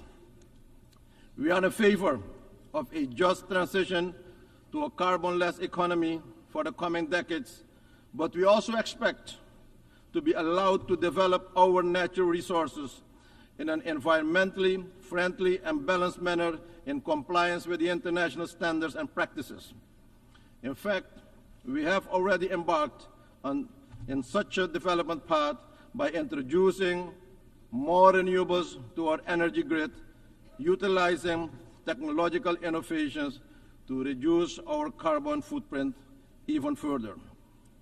Madam President, Suriname has had, over the past 100 years, industrial development of bauxite industry, onshore oil production, gold production, as well as agriculture production and other industries. And despite these activities, Suriname is among the 3 carbon-negative countries in the world. At the same time, Suriname is among the 7 most vulnerable countries with respect to the effects of rising sea levels. Madam President, not only have the international pledges for climate financing not materialized in the way pledged, but access to the available resources is an enormous challenge. Simplification of the application and appraisal procedures must be put in place to have the required impact at local level. Regretfully, we also observe that a large part of these funds finds their way in time-consuming and expensive studies, consultancies, and advisory services. In the meantime, the situation on the ground in the affected regions and countries is deteriorating. Often the requested assistance comes too late. Madam President, to transform the well-being of our communities, we must embrace diversity and work towards social justice and inclusion. That is what responsible leaders do, making sure no one is left out or excluded. We must practice what we preach. Madam President, while the humanitarian and security situation in the Republic of Haiti remains of concern, we are pleased to note also through leadership of the Caribbean community, a roadmap towards free and fair elections has been initiated and a transition government with a clear mandate has been installed. We cannot leave Haiti and its people alone and behind. Haiti fatigue is not an option. We urge the international community to financially and technically support Haiti on its path forward. Suriname will contribute to the MSS with security personnel and remains committed to assist in whatever way we can.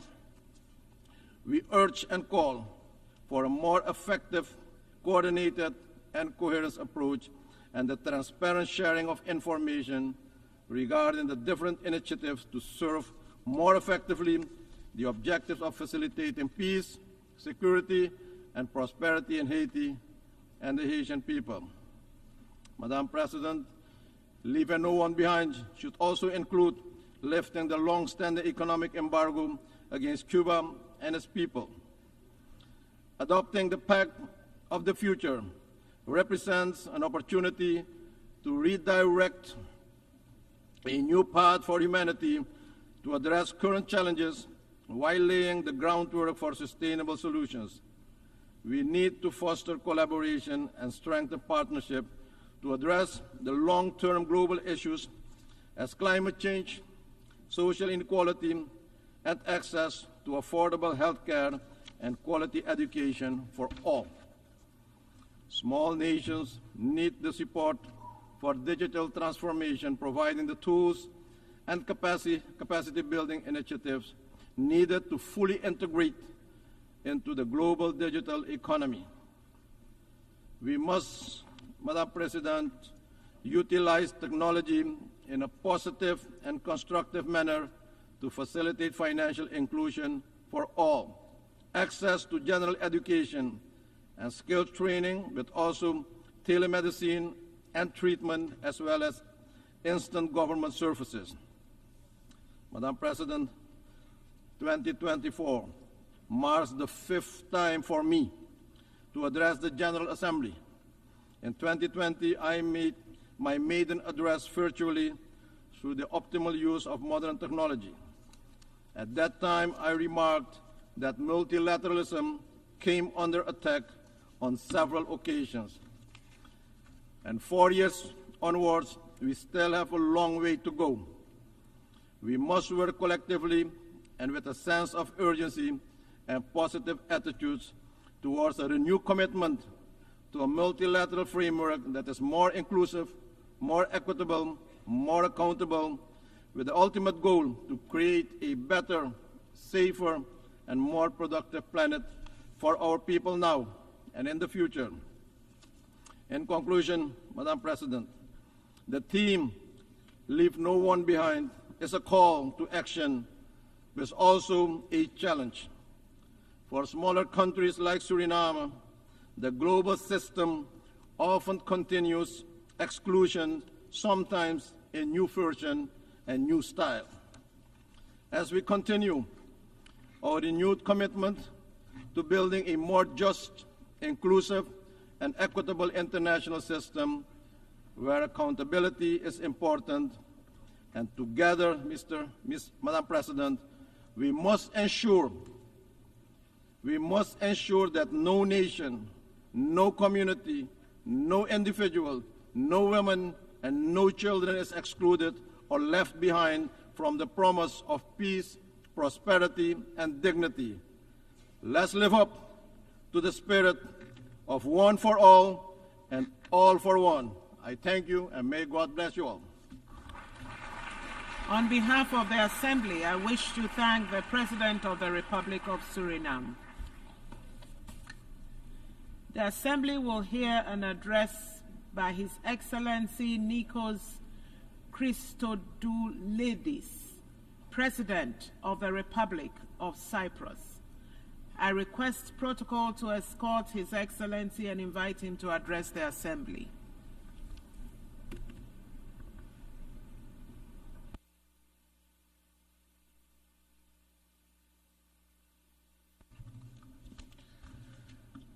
Madam President, Your Excellencies, ladies and gentlemen, at the outset I wish to congratulate His Excellency Ambassador Philemon Yang for his election as President of the 79th session of the General Assembly.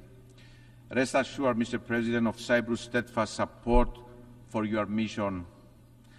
Your Excellencies, I humbly stood at this podium for the first time last year. My main premise then was that the UN Charter is not a reality. It is a promise, a sacred pledge that we inherited from our predecessors, from those who had the remarkable courage, the clarity of vision to put pen on paper, vision to action, and to solemnly declare never again. These great visionaries who had the audacity to build peace upon still burning ashes of war assumes the tremendous responsibility to look beyond the horrors of the past, to learn from history, no matter how painful, and to lay the foundations for a world anchored on peace and stability, respect for international law, the sovereignty and territorial integrity of states. A world that leaves no one behind, that ensures prosperity and human dignity for all. Burning like a torch lit from those ashes, this promise was passed to us. Their voices are echoed in the halls of this building, which stand as a beacon and a symbol of the only path to the fulfillment of the UN Charter, which each and every state, each and every one of us undertook to uphold: multilateralism and respect for international law, diplomacy, peaceful settlement of disputes, cooperation over use of force and aggression, laying down arms. A world order that does not appease the aggressor, the violator of international legality. Ladies and gentlemen, only a few weeks after last year's General Assembly, on October 7, the world was shocked by the unimaginable, horrendous brutality of the terrorist attack against innocent civilians. No one was spared the blindness and cruelty of terror that Saturday morning. Women raped, children killed and abducted, the elderly witnessing the burning flame of their loved ones, their future extinguished before their eyes. Their screams penetrating the hearts, forever changing the landscape of their lives, penetrating the conscience of humanity. There is never, ever any justification for terror. There is never, ever any justification for such blatant disregard for human life and dignity. No matter where it comes from, no matter whom it concerns us all. When rape is used as a weapon of war against women and girls, when children are abducted, our voice needs to be loud, clear, united, and unequivocal. Those are our daughters. Those are our children, and we failed them. Let me be clear. Ours is a mission for the innocent. Innocents know no country, age, race, nor religion. Human pain and human dignity is equal for all, and it must be upheld always in each and every context. Dear friends, in the immediate aftermath of the October 7 attack, and as the humanitarian situation in Gaza deteriorated, my country, the Republic of Cyprus, acted. We acted on our moral responsibility to help the innocent civilians of Gaza, men, women, children, suffering abhorrent conditions no human should ever endure. As a country that is an integral part of the region, Cyprus built on the long-standing bonds of friendship and trust with our neighbors. Fulfilling our duty as an anchor of stability in the turbulent sea, as the European Union's lighthouse in the Eastern Mediterranean, we delivered the Amalthea Maritime Corridor to the international community, a lifeline of hope and humanity. The Cyprus Humanitarian Corridor is a manifestation of the spirit and the letter of the UN Charter, cooperation and multilateralism. It aptly demonstrates the power of diplomacy, one of our most powerful tools. Cyprus worked closely with regional and international partners, with the United Arab Emirates, the United States, with the concrete support of the European Union, the United Nations, united by a shared vision. These guiding principles are the beacon of our engagement in international relations, the power of diplomacy as a force for good. We have consistently manifested this commitment and will continue to do so. Cyprus has acted time and time again as a regional evacuation hub at time of crisis, a safe bridge, a safe haven for civilians. Dear friends, the Palestinian children that have been orphaned, forced to live in tents with no access to the most basic items of existence, food, shelter, education, safety, are also our children. No child should ever endure such nightmare. They didn't cause this war. They do not deserve it. They suffer in silence. Their cries are haunting our conscience. We have also failed them. The situation in Gaza is a desperate cry for us to act decisively. We must do all that is in our power. We must act as leaders, as states, as international and regional organizations. My country has emphatically stressed the need for the respect of international humanitarian law, the protection of civilians, the rapid, safe and unhindered flow of humanitarian aid into Gaza, for the immediate and unconditional release of all hostages. This war must end now. The suffering must stop now. We have also consistently underlined and acted on the imperative of avoiding further escalation and destabilization in our region, and of the vital importance of preventing regional escalation. We are deeply alarmed by the recent developments in our neighboring Lebanon and stress the need for restraint. A step back must be taken from the brink. Excellencies, the wider region of the Eastern Mediterranean and the greater Middle East, our neighborhood, is no doubt a turbulent region faced with a multitude of complex challenges. And yet, this neighborhood is so much more than the prevailing narrative.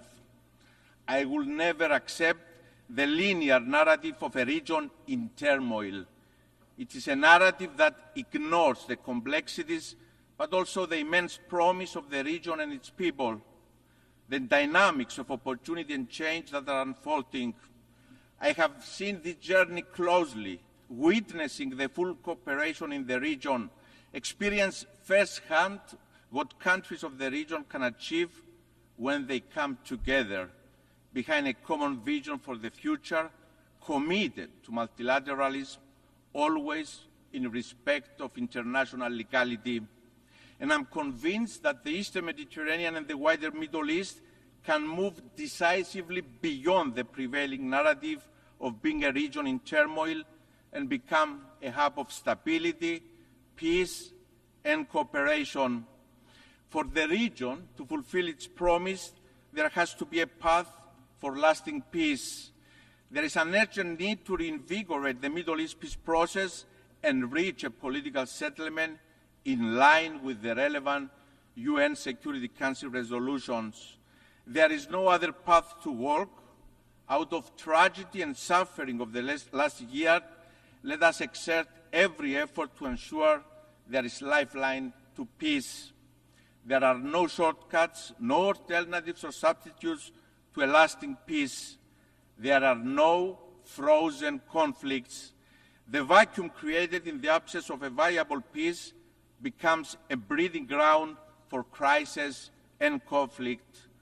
We can never be complacent.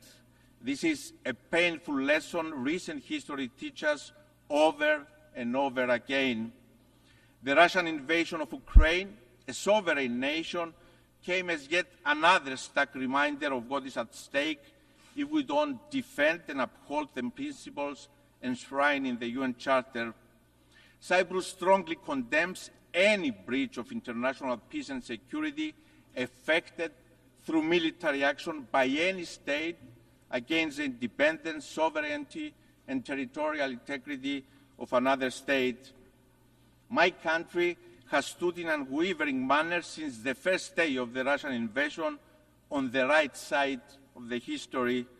Cyprus, my country, itself a victim of invasion and continuing occupation, has steadfastly supported the unity, territorial integrity, and sovereignty of Ukraine.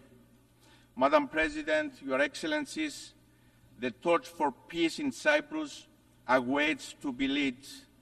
This year, on July 20th, we mourned 50 years since the Turkish invasion of Cyprus. Through use of force, Turkey occupies a sovereign European state. It violates the sovereignty and territorial integrity of an EU member state.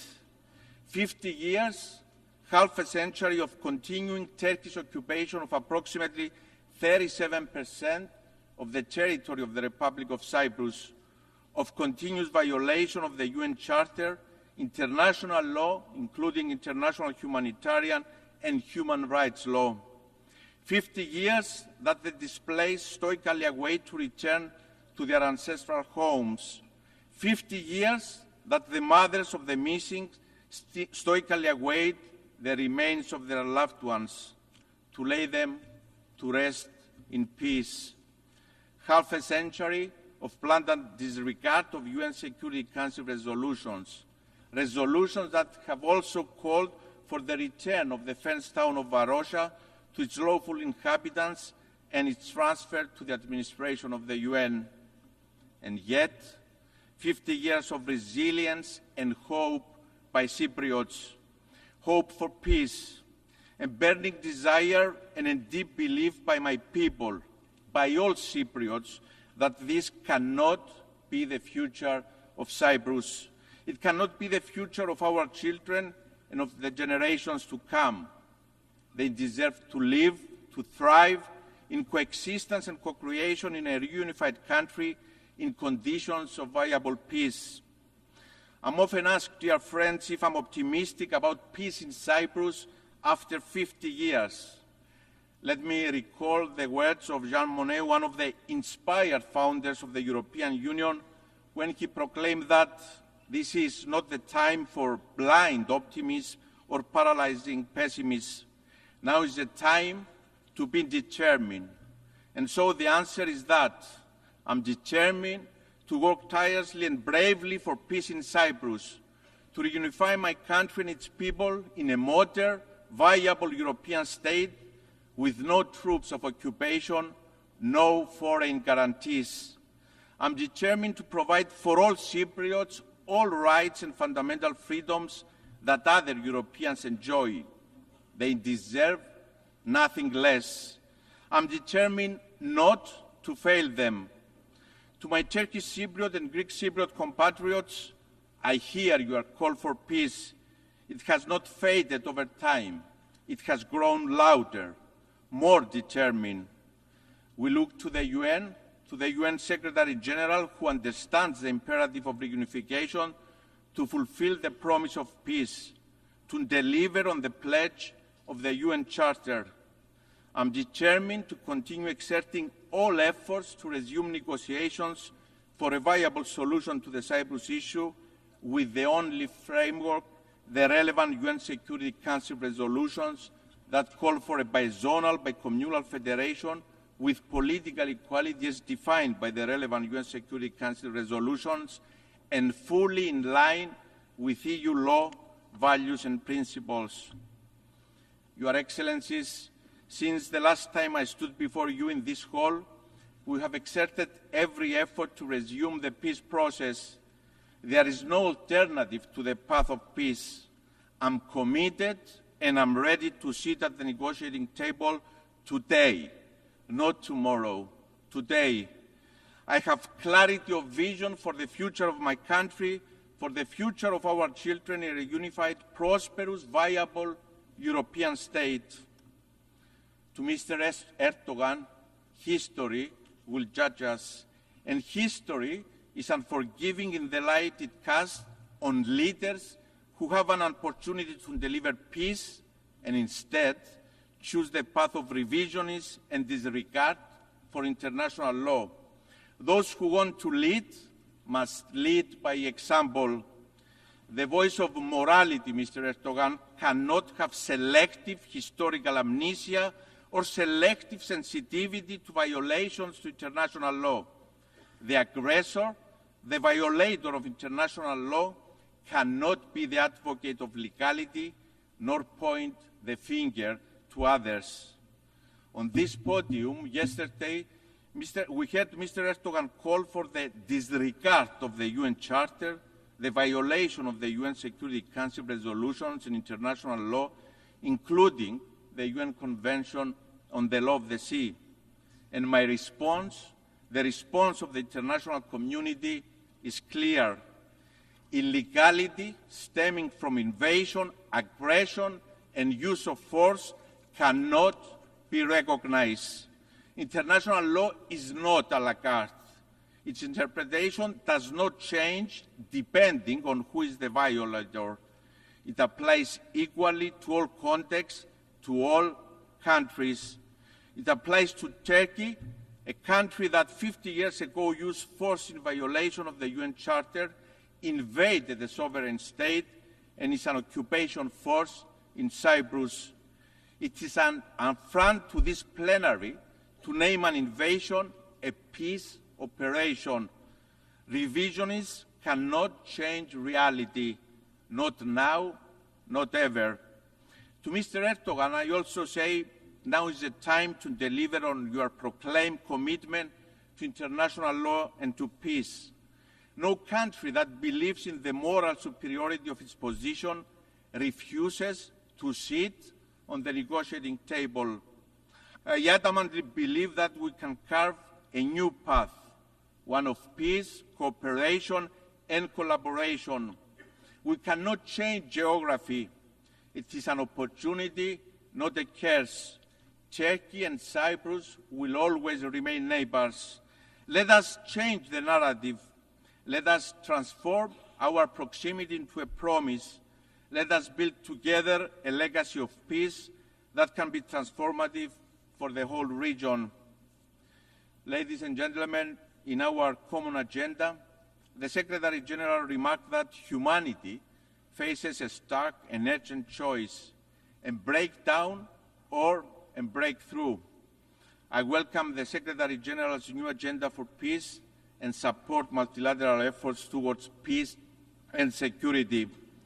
Collective action is urgently needed to address the changing nature of conflicts, including challenges posed by new technologies, the climate emergency, rising inequalities, and backtracking on human rights. Halfway to the deadline, it is alarming that our world is off track to achieve the 2030 Agenda for Sustainable Development. Despite some glimmers of hope, action, transformative solutions and comprehensive reforms are urgently needed. The agendas and resolutions are in place. We don't need more words. We need action. Human rights constitute the backbone of the multilateral system, and it is a top priority for Cyprus' foreign policy. guided by our long-lasting commitment to promoting, protecting, and fulfilling all human rights, as well as advancing and strengthening international human rights within the United Nations, Cyprus has announced its first ever candidacy for the Human Rights Council for the period 2025-27, with elections taking place this fall. Our candidature stems from our deep dedication to promoting, protecting, and fulfilling basic human rights for all, as well as advancing and strengthening international human rights within the United Nations system. Ladies and gentlemen, the world is at an inflection point. Our children, the generations to come, are watching, and they will hold us accountable. The decisions we make today, the courage and vision we transform into action, have the potential to change the trajectory of the world. We have an opportunity to come together and, through multilateralism, by upholding the primacy of the UN Charter, to build a safer, more secure world.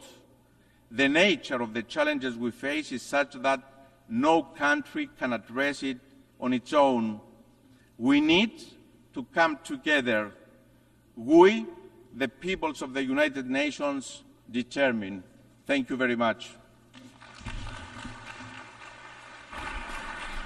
On behalf of the Assembly, I wish to thank the President of the Republic of Cyprus.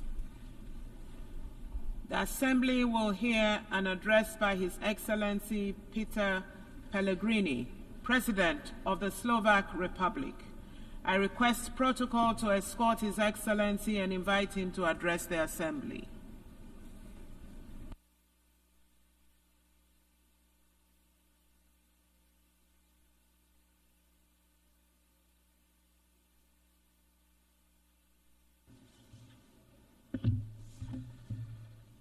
Madam President, Excellencies, ladies and gentlemen, it is an honor and privilege to address you from this place. It's the first time for me in my capacity of President of Slovakia. The United Nations organization, which we helped to found with our brotherly Czech nation under Czechoslovakia's flag, has been here for almost 8 decades. We could spend hours discussing its imperfections or flaws. We have a legitimate right to ask how the UN delivers on its core mission, and that is maintaining peace, guaranteeing international law, and protecting human rights. And most importantly, why it fails to do so quite often. Despite all its faults and failures, the UN is the only truly global forum we have. It is the backbone of the world order based on rules and international law.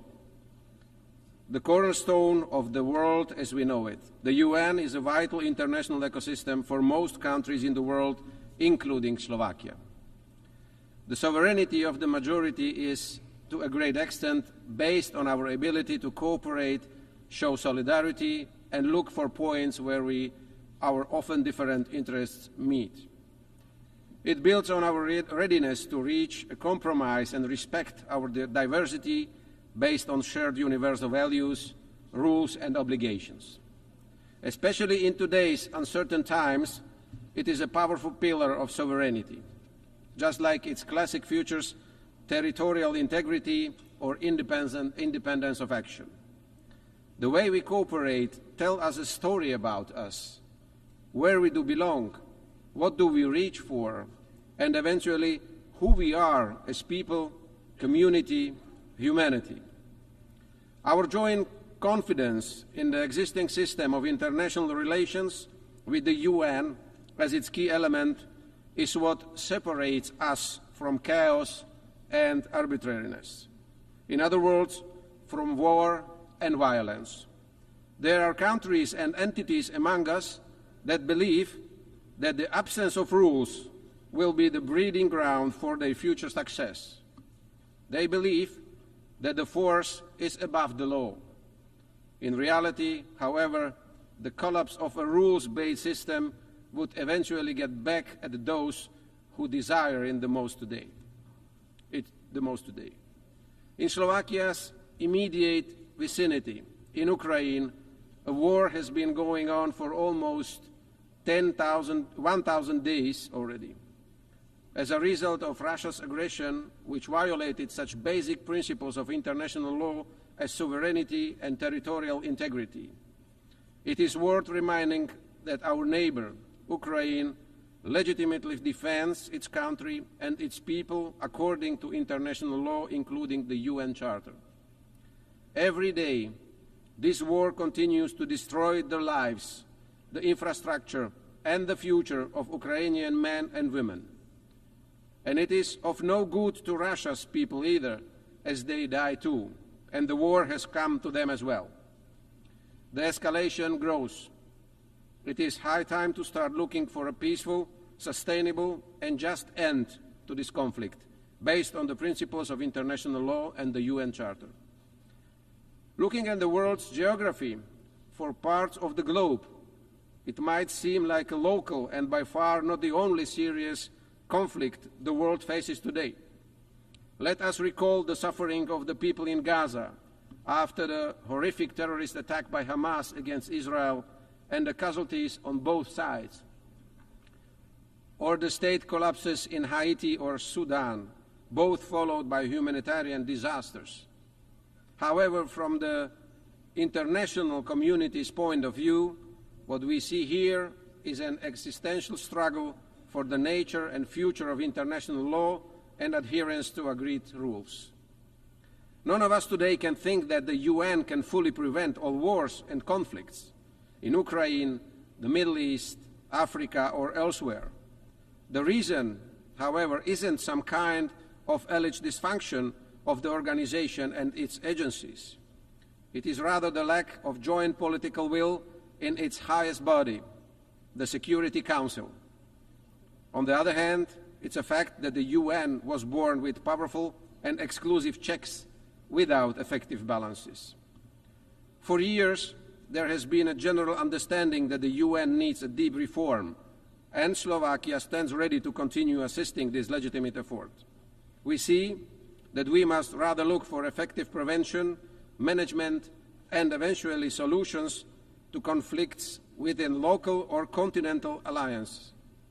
The role of the UN remains central, but the need for partnership with regional organizations is growing.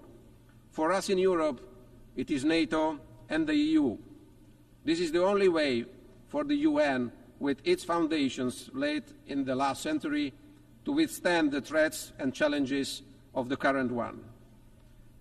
I don't find it appropriate or useful to divide the world into global north or global south, east or west. Much more important is to look at who respects our shared rules and obligations and who doesn't, who is interested in making them stronger and acting by them, and who is rather undermining them or applying double standards. All of us are far from perfect. However, it fills me with hope that those of us who respect our shared values and rules form the vast majority here, and those who despise, systematically ignore, harm, or apply these rules only when it comes in handy are only a few. It's often those who try to take apart not only the rules but also the meaning of words.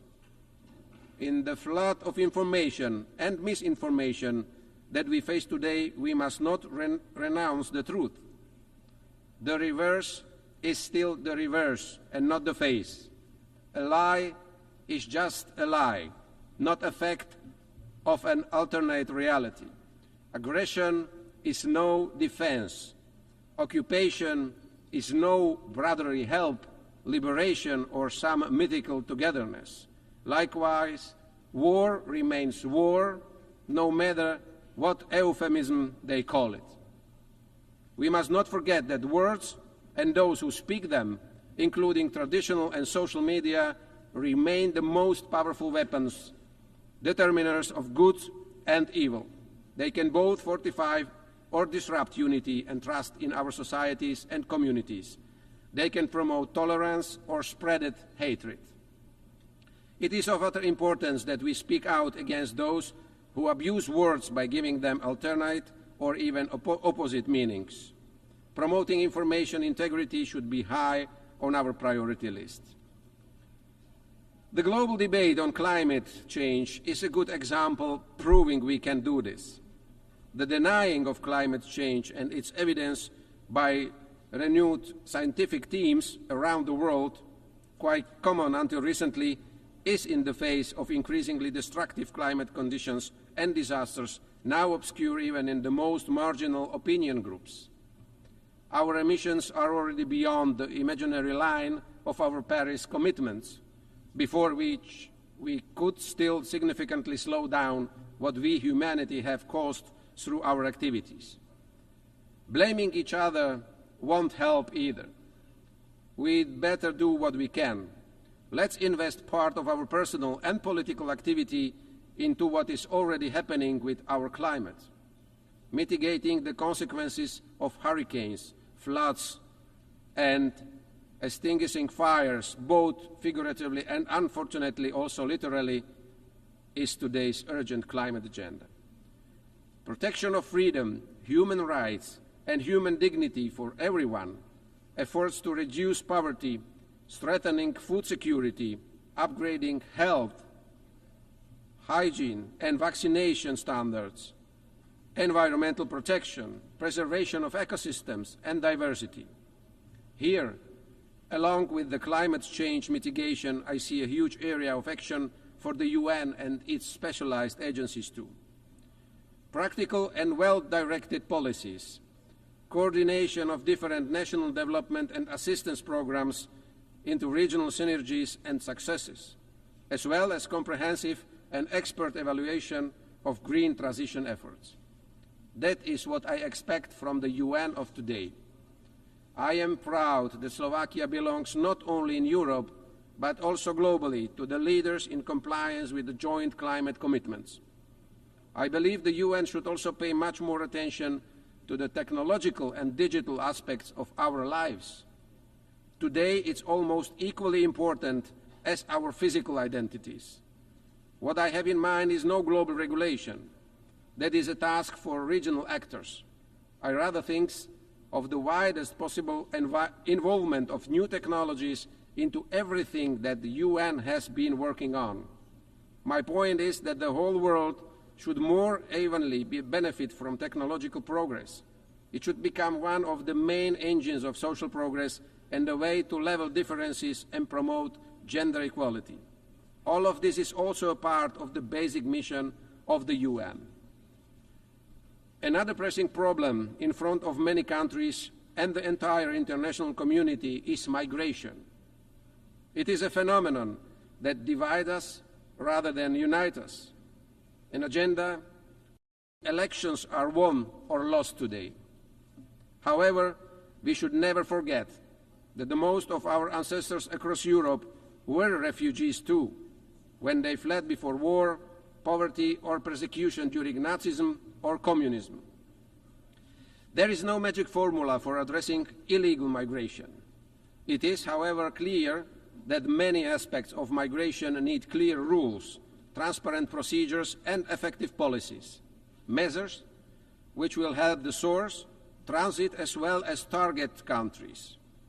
And it is also legitimate to appropriately address all security risks that in particular the illegal migration brings. But what we need in the first place is a calm, pragmatic and realistic dialogue leading to the cooperation of all concerned parties, which not only deals with the consequences, but above all with the causes of illegal migration as well as those who aid and profit from it.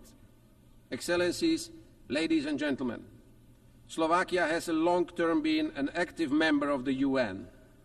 In the spirit of all these issues, priorities and challenges that I mentioned today, Slovakia is preparing as a candidate for a non-permanent seat in the UN Security Council in 2028 and 2029. Our diplomats and experts are sitting in executive boards of several specialized UN agencies. The roots of Czechoslovak and today's Slovak diplomacy are closely linked with international cooperation. Names like Milan Rastislav Stefanik, Stefan Osuski, Ivan Krno, or Jan Papanek are well known in the diplomatic community, and some of them left a strong footprint here in the UN corridors too. The last one, Jan Papanek, was Czechoslovakia's delegate at the San Francisco conference and was one of the 14 people who formulated the final text of the charter that gave birth to this organization. All these prominent Slovak diplomats had one thing in common. They all were true and convinced multilateralists. And it is to multilateralism that we, to a large extent, owe our modern statehood and identity. It's therefore up to us, the leaders of this world, to stress in communication to our citizens that the building blocks and rules of the international community, which we have been lying together for almost 8 decades since 1945, have no sustainable alternative. It is our task to say and repeat that we must not bring them down, but on the contrary, fix and bolster them. Multilateralism, just like the world around us, is complex and has many diverse and often opposing layers. It requires a lot of patience, and it often brings frustration and bitterness. However, it's also the most precious generational wealth that we can rely to our posterity. It's up to us in what condition and how well or ill prepared for the future we will jointly pass it on. Thank you very much. On behalf of the Assembly, I wish to thank the President of the Slovak Republic. The Assembly will hear an address by His Excellency Nangolo Mbumba, President of the Republic of Namibia. I request protocol to escort His Excellency and invite him to address the Assembly.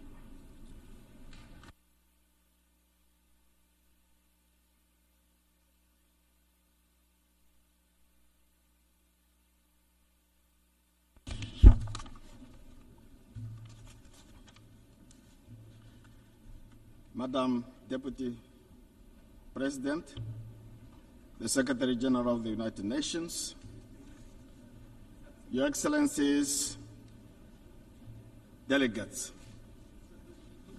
Namibia congratulates His Excellency Philemon Yang, President of the General Assembly. I also extend my appreciation to his successor, His Excellency Dennis Francis, for successfully steering the Assembly through trying times. It was during the 78th session where the relevance of the Assembly's work repeatedly came to the fore through reaffirmations. The theme for this general debate, leaving no one behind, acting together for the advancement of peace, sustainable development, and human dignity for present and future generations, aligns perfectly well with our shared aspiration for effective international cooperation. In this regard, the adoption of the Pact for the Future and its annexes on the 23rd of this month, 2024, is encouraging. Namibia is proud to have served alongside Germany as a co-facilitator of the Summit of the Future. I congratulate all delegates for their commitment that brought the Pact to fruition, all of you. Namibia's interest in the Pact for Future is grounded in the understanding that multilateral institutions, including the Security Council of the United Nations, do not represent African needs and aspirations. The institution created in 1945 must better respond to today's challenges. At the core of the pact is this recognition and the urgency for profound global transformation. At the heart of our quest to rebuild trust in multilateralism is a legitimate demand to be recognized as equal partners. Partners who can be trusted. Partners in the fight against war, against poverty, against global injustices and inequalities. Mr. President, Namibia is particularly concerned about the impact of climate change. Changes in ocean temperature have affected our fish stocks with potential long-term consequences for our livelihoods, ecosystems, and tourism. Namibia and the rest of SADC region are going through an El Niño phenomena which has adversely impacted our food security. In this regard, Namibia has to declare a state of emergency to address the severe effect of drought. As we approach the 30th anniversary of the Beijing Declaration, we are presented with a renewed opportunity to strengthen gender equality. Namibia remains among the top 9 countries globally that have close to 80% of gender gap. In the past 12 months, we have achieved perfect parity in the National Assembly, where 50% of representatives are women.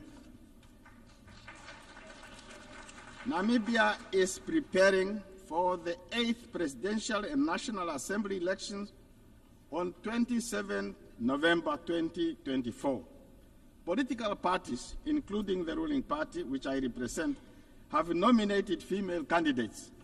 We hope that the United Nations will have a female Secretary General in the near future. Namibia is working to develop a sustainable energy mix to support its ambitious industrialization agenda and to contribute to the world's efforts to combat climate change.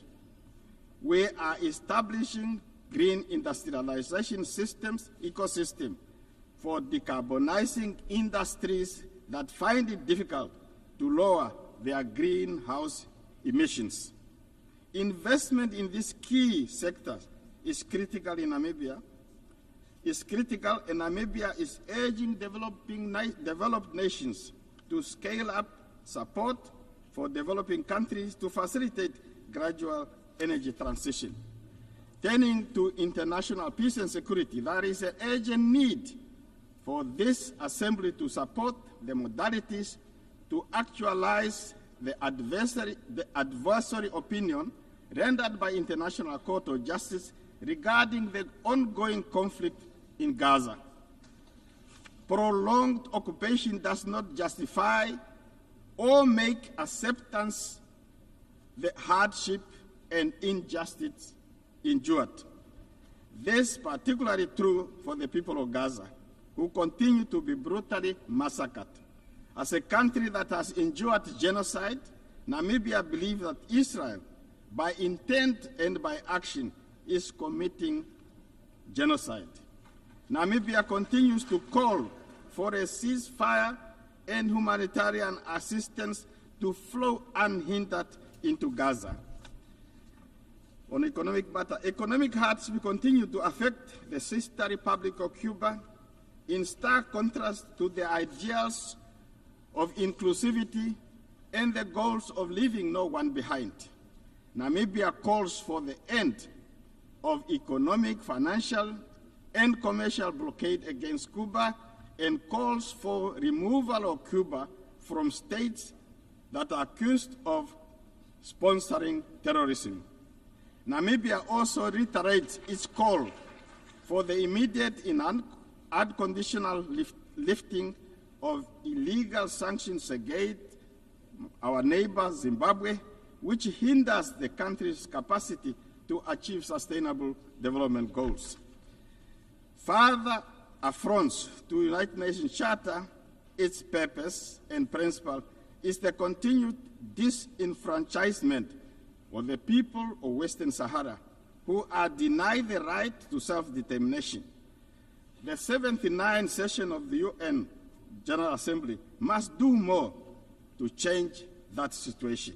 In conclusion, Namibia is a child of international solidarity midwifed by the United Nations, and therefore remains its firmest of proponents. The United Nations system can be strengthened if we hold hands and work together as bridge builders to illustrate, as illustrated by the Summit for the Future, by choosing the way of collaboration over enmity, peaceful dialogue over war and conflict, and de-escalation instead of escalating things, we can achieve our shared goal of more peaceful, just, and prosperous world. And I thank you for your attention. On behalf of the Assembly, I wish to thank the President of the Republic of Namibia.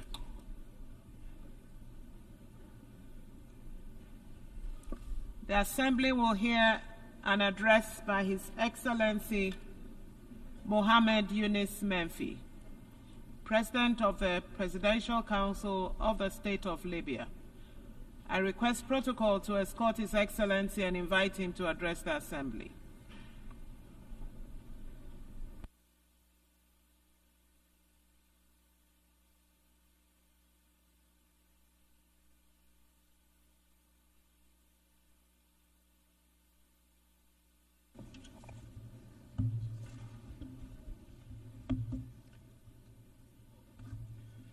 السيد الرئيس Mr. President, السيدات والسادة الحضور ladies and gentlemen, في البداية at the outset, يسرني أن أتقدم لكم بخالص I would التهاني like to على congratulate انتخابكم you لرئاسة الدورة on 79 your election للجمعية as العامة President للأمم of the المتحدة 79th session متمنيا of لكم the United ولفريقكم Nations General النجاح في Assembly. المهام I wish you الموكلة and your إليكم. team all the success. كما أتوجه بالشكر I would also والتقدير like to للسيد express my thanks and دينيس فرانسيس appreciation to على Mr. Dennis قيادته Francis المميزة for خلال his الدورة excellent السابقة stewardship of والأمين the العام previous السيد session. أنطونيو Thanks are also غوتيريش due to His Excellency the على Secretary جهوده General Antonio المستمرة Guterres في for his تعزيز الأمن continuous والاستقرار effort to الدوليين promote international peace and ومساعيه security, as الحميدة well as his بتحقيق good الأهداف offices السامية to للأمم achieve the المتحدة noble objectives of the United ودوره في Nations تعزيز and حقوق his role in الإنسان. promoting human rights. السيد الرئيس، السيدات والسادة، Madam President, ladies and عانت gentlemen, ليبيا على مدى أكثر من عقد من الزمن for over more مراحل than a decade انتقالية from متعاقبة successive شابتها transitional العديد من periods الصراعات والحروب tainted غير with المبررة unjustified بين conflicts and الأشقاء wars among والتي brothers. غذتها They were تدخلات fueled خارجية by foreign تسعى إلى إضعاف interference aimed الدولة at weakening the وتعميق state, الانشقاق deepening والسيطرة على divisions, مواردها الطبيعية and controlling its natural وقرارها resources, السياسي as well as والاقتصادي، its political وهو and ما social يتطلب اليوم decision. وقفة جادة This لاستعادة necessitates زمام a الأمور، strong stance فلا today تزال to regain التحديات control. أمامنا كبيرة Challenges ومعقدة، are huge ولا زلنا and نسعى complex before لخلق us. حلول However, we're توافقية still trying to لتوحيد reach الكلمة والصف consensual solutions to وجمع unite our الأطراف على words and طاولة ranks واحدة and gather all والعمل parties على around إيجاد one حل table وطني. to find a إلا أن national solution. الانقسام المؤسسي However, الناتج this عن institutional العرقلة division الممنهجة that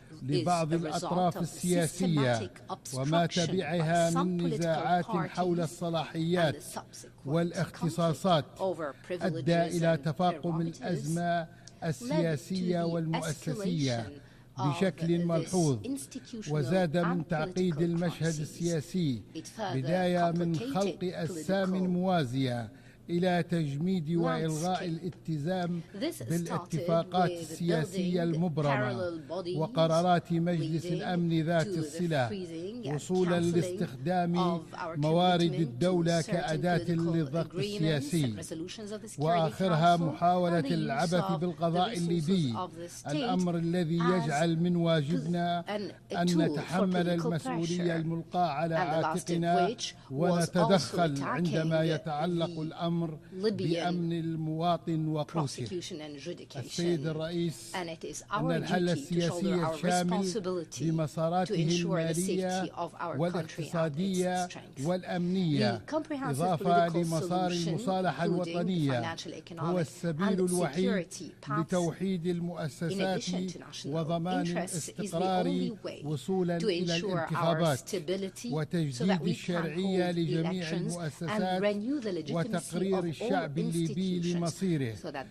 ونثمن في هذا الإطار الجهود الوطنية والدولية الرامية إلى دعم الحوار بين الأطراف الليبية، ونؤمن إيمانا راسخا بأن الشعب الليبي هو صاحب الحق في تحديد مصيره واختيار من يحكمه ويدير شؤونه وثرواته، ويجب أن يعطى الفرصة للبث في مستقبله من خلال تجديد الشرعية واستعادة سلطته التي تسعى بعض الأطراف إلى إقصائه.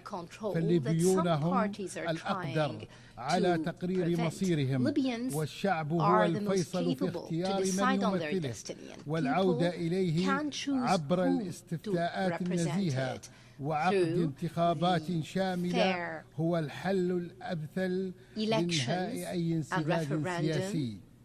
السيدات والسادة، إن مشروع المصالحة الوطنية الذي يرعاه المجلس الرئاسي يسير بوتيرة بطيئة نتيجة للتطورات الأخيرة التي شهدتها البلاد ومحاولة بعض الأطراف السياسية عرقلته بكل السبل. وإننا نجدد التأكيد على أهمية تسريع هذا المسار لإرساء وتوطيد الثقة، وإننا في هذا الصدد نشيد بجهود الاتحاد الأفريقي وندعو لخلق حوار ليبي لأجل إنجاز ميثاق وطني ومؤتمر مصالحة شامل. ونؤكد على ضرورة مشاركة كافة الأطراف بطريقة بناءة للوصول إلى تسوية سلمية تعتمد على الحل الليبي بعيدا عن الإملاءات والتدخلات الخارجية، إذ لا يمكن التوصل إلى حلول دائمة من دون حوار صريح وجاد بين الليبيين أنفسهم، ومن غير تدخلات خارجية يضمن وحدة البلاد وسلامتها المجتمعية وسيادتها. السيدات والسادة، يصادف هذا الشهر الذكرى السنوية الأولى لدمار الزائل من مدينة درنا ومحيطها بسبب إحصار دانيال، والذي يعد حدثا مؤلما لا ينسى، حيث ترك خلفه دمارا واسعا وخسائر بشرية ومادية جسيمة. ورغم الآلام والحزن إلا أننا أيضا نتذكر تضافر وتلاحم جهود الليبيين والتي أعطت درسا حيا على قدرة الشعب الليبي للتغلب على الصعوبات والأزمات، إذ ما قرر حل مشكلاته داخليا من غير تدخلات وإملاءات خارجية. كما نجدد الدعم للجهود الصادقة التي بذلت للتعافي تمهيدا لإعادة الإعمار في كافة ربوع البلاد. السيدات والسادة، ما يرتكبه الاحتلال الإسرائيلي من جرائم إبادة وتطهير عرقي ضد الشعب الفلسطيني واللبناني يمثل انتهاكا صارخا للقوانين الدولية متمسكين بمبادئ المحاسبة وعدم الإفلات من العقاب، ونشير في هذا الصدد إلى انضمام دولة ليبيا إلى جنوب أفريقيا في القضية المرفوعة أمام محكمة الجنايات الدولية بخصوص الكيان الإسرائيلي وانتهاكاته الجسيمة للقوانين والقرارات والمواثيق الدولية، ولتعزيز المساءلة على الانتهاكات والإبادة الجماعية التي يتعرض لها الشعب الفلسطيني، كما أننا نؤكد أن إبعاد شبح نشوب حرب إقليمية في المنطقة يكون من خلال معالجة الوضع في غزة وإيقاف الانتهاكات والاعتداءات الجسيمة في فلسطين، ونؤكد على حق الشعب الفلسطيني في تقرير مصيره وإقامة دولته المستقلة violations against Palestine. We stress the right of the Palestinian people in self-determination and establishing their independent statehood with Jerusalem as its capital. Ladies and gentlemen, Mr. President, turning to the regional and international affairs, we stress the need for concerted effort to counter illegal migration and terrorism. This represents a huge challenge, not only to Libya, but to many other countries, especially the دول المنطقة وليبيا كونها دولة عبور تتحمل عبئا كبيرا في هذا الشأن، ونحن نؤمن أن حل هذه المسألة يتطلب تضافر الجهود مع ضرورة مراعاة التشريعات الوطنية والجوانب الإنسانية وحماية حقوق المهاجرين. أما فيما يتعلق بالإرهاب فقد عانت ليبيا بشكل كبير من هذه الآفة، ونجحت في القضاء على تنظيم داعش بفضل تضحيات أبنائها وجهود المؤسسة العسكرية وتضحياتها ودعم المجتمع الدولي.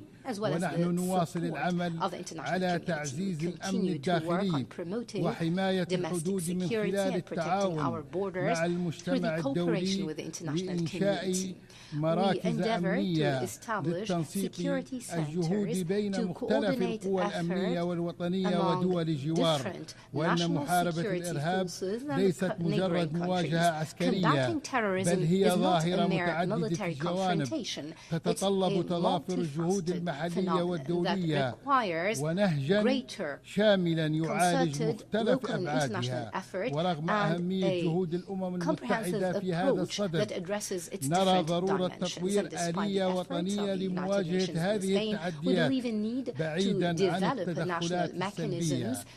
السيد الرئيس، السيدات والسادة، أقول لقد آن الأوان أن نرص صفوفنا وأن نمد جسور الوحدة لنجعل من تضامننا حجرا لأساس لوطننا، هذا الوطن المعطاء وشعبنا الكريم المحب للحياة. أقول لكم إننا لن ننعم بخيراتنا وثروات وطننا طالما بقيت بذور الفتنة والشقاق تنمو بيننا، وإن وحدتنا هي المفتاح لاستقرارنا وهي الأمل الذي سيحمل أبنائنا نحو مستقبل أفضل. وأدعوكم للتشبث بوحدتنا الوطنية ونفض التدخلات الخارجية التي تهدف إلى تقويض مساعينا.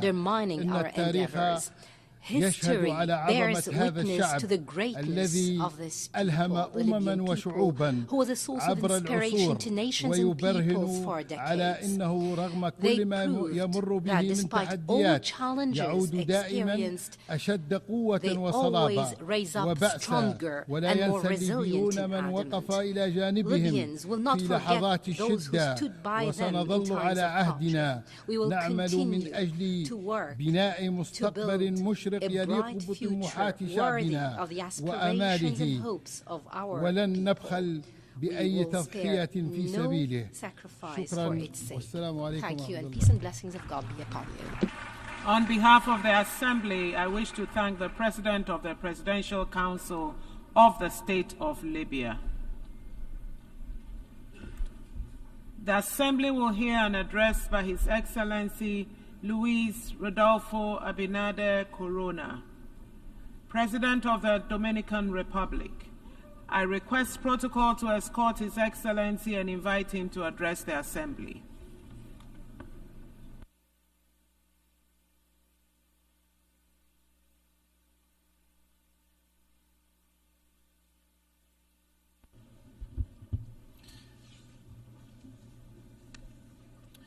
Excelentísimo señor Philemon Yang, presidente de la 79ª sesión de las Naciones Unidas, excelentísimo señor Antonio Guterres, secretario general de las Naciones Unidas, excelentísimos señores jefes de Estado y de Gobierno, honorables jefes de delegación, señoras y señores. Ante todo, deseo en nombre del pueblo dominicano felicitar la elección del señor Philemon Yang como presidente de esta Asamblea y a la vez agradecerle su trabajo junto al secretario general por la exitosa organización de esta 79ª sesión y en particular de la reciente finalizada Cumbre del Futuro. Este ambicioso esfuerzo ha enfatizado la necesidad de fortalecer el financiamiento internacional para lograr el cumplimiento de los Objetivos de Desarrollo Sostenible ODS y muestra la voluntad sincera de trabajar por un presente y un futuro de paz, bienestar ciudadano y respeto a los derechos humanos y a los valores democráticos.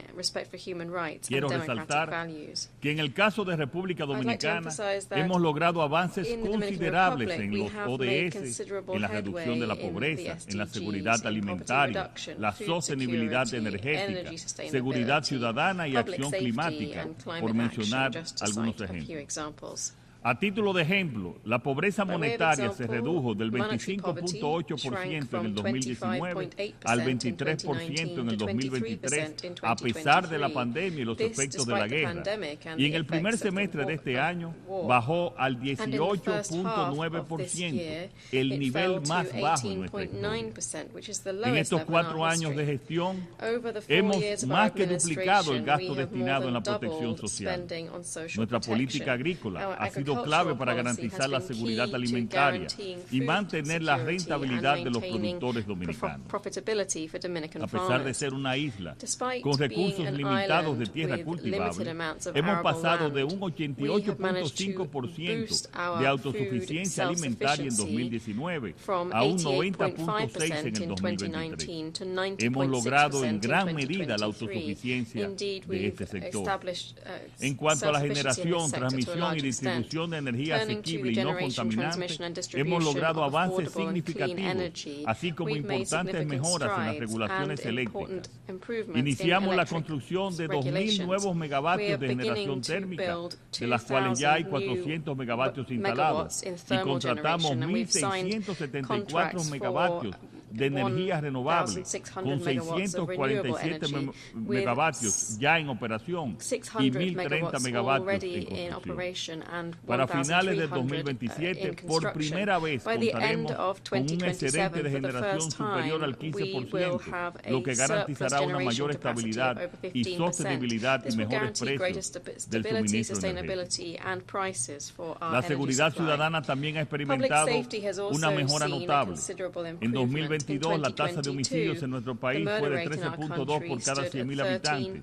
En 2023 descendió a 11.5 y en lo que va de 2024 se sitúa en 9.9. Este índice está por debajo del promedio de América Latina y el Caribe, que según los datos de la ONU es de 17.2. Mantenemos un firme compromiso de enfrentar la triple crisis planetaria: cambio climático, pérdida de biodiversidad y contaminación, jugando un papel fundamental en la creación del Fondo para Daños y Pérdidas y alcanzando la meta del 30 por 30 en la protección de nuestro territorio marítimo.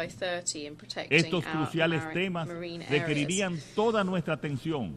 Sin embargo, el resurgimiento de la guerra y la violencia desbordada nos obligan a enfocar esta lamentable urgencia. Desde su aprobación en el 1945, La Carta de las Naciones Unidas nos ha servido bien, pero tras 7 décadas se han acumulado una serie de retos y desafíos que hoy desbordan su marco institucional, como lo ha enfatizado el secretario general Guterres en su discurso de apertura.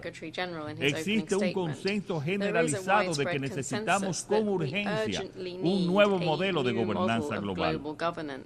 Uno que fomente mayor confianza y efectividad en las decisiones emanadas de este imprescindible concierto de naciones. Para la República Dominicana, el compromiso con un multilateralismo efectivo y renovado es prioritario. Este enfoque es necesario para garantizar el respeto al derecho internacional y proteger a las naciones frente a las amenazas globales que comprometen su seguridad y bienestar. Sin una acción concertada y basada en principios, los cimientos de la comunidad internacional se seguirán debilitando. Desde su formación, República Dominicana ha sido un pueblo abanderado de la paz, de la solución pacífica de los conflictos. La pérdida de miles de vidas inocentes, niñas, niños y envejecientes resulta intolerable. Y por esto alzamos nuestra voz para reclamar de manera enérgica la protección efectiva de la población civil conforme lo disponen las normas del derecho internacional humanitario. Una sólida teoría postula que las democracias rara vez van a las guerras unas contra otras. Los dominicanos estamos convencidos de que la promoción de la democracia es un elemento esencial para la construcción de una paz duradera. La democracia no puede reducirse a un sistema de procedimientos mecánicos. La democracia tiene que ser una realidad viva que transforme positivamente la vida de los ciudadanos. Señor presidente, nos encontramos en un momento crucial para la democracia en América Latina y el Caribe. En las últimas décadas hemos sido testigos de un preocupante deterioro en la calidad y el apoyo a los sistemas democráticos. De acuerdo con la reconocida encuestadora Latino Barómetro, el apoyo a la democracia ha tenido una considerable disminución entre el 2010 y el 2023, mientras que el apoyo al autoritarismo aumentó en el mismo periodo. Múltiples factores inciden en este declive. Entre ellos, las secuelas de las frecuentes crisis económicas globales que se han vuelto cíclicas desde finales de los años 90. Pero otro factor igualmente importante es que los ciudadanos no perciben los beneficios tangibles de la democracia y muestran gran preocupación por el personalismo y la corrupción, la confianza en las instituciones democráticas. Frente a ese panorama, resalta la propensión a perpetuarse en el poder, que en el caso de América Latina toma la forma de la reelección indefinida. En los últimos 30 años esta tendencia ha ganado fuerza, erosionando la democracia. Tenemos el ejemplo de Venezuela, que combina la concentración del poder, la persecución de la oposición y la censura a los medios de comunicación. Sin la debida transparencia que requiere cualquier proceso electoral y sin sustento documental alguno, la crisis no hará más que agravarse. Seguiremos insistiendo en la publicación de todas las actas electorales, su verificación por instituciones imparciales y el respeto al resultado emanado de la voluntad del pueblo venezolano. Sin esta publicación no puede declararse un ganador legítimo. La alternancia en el poder es un elemento esencial para garantizar un ejercicio político responsable y genuinamente participativo. La democracia parte de un principio fundamental. El perdedor tiene que aceptar su derrota y ejercer una oposición leal y constructiva. Otro principio democrático esencial establece que el ganador tiene el deber de no avasallar ni doblegar al adversario. La democracia no puede ser ejercida únicamente por y para los ganadores. La mayoría debe garantizar el respeto y la inclusión de las minorías, que gozan de iguales derechos y deben ser tratados con equidad y justicia. Señor presidente, el pasado 19 de mayo el pueblo dominicano me reeligió en la primera vuelta electoral para un segundo y último mandato presidencial, logrando además una mayoría calificada en ambas cámaras del Congreso.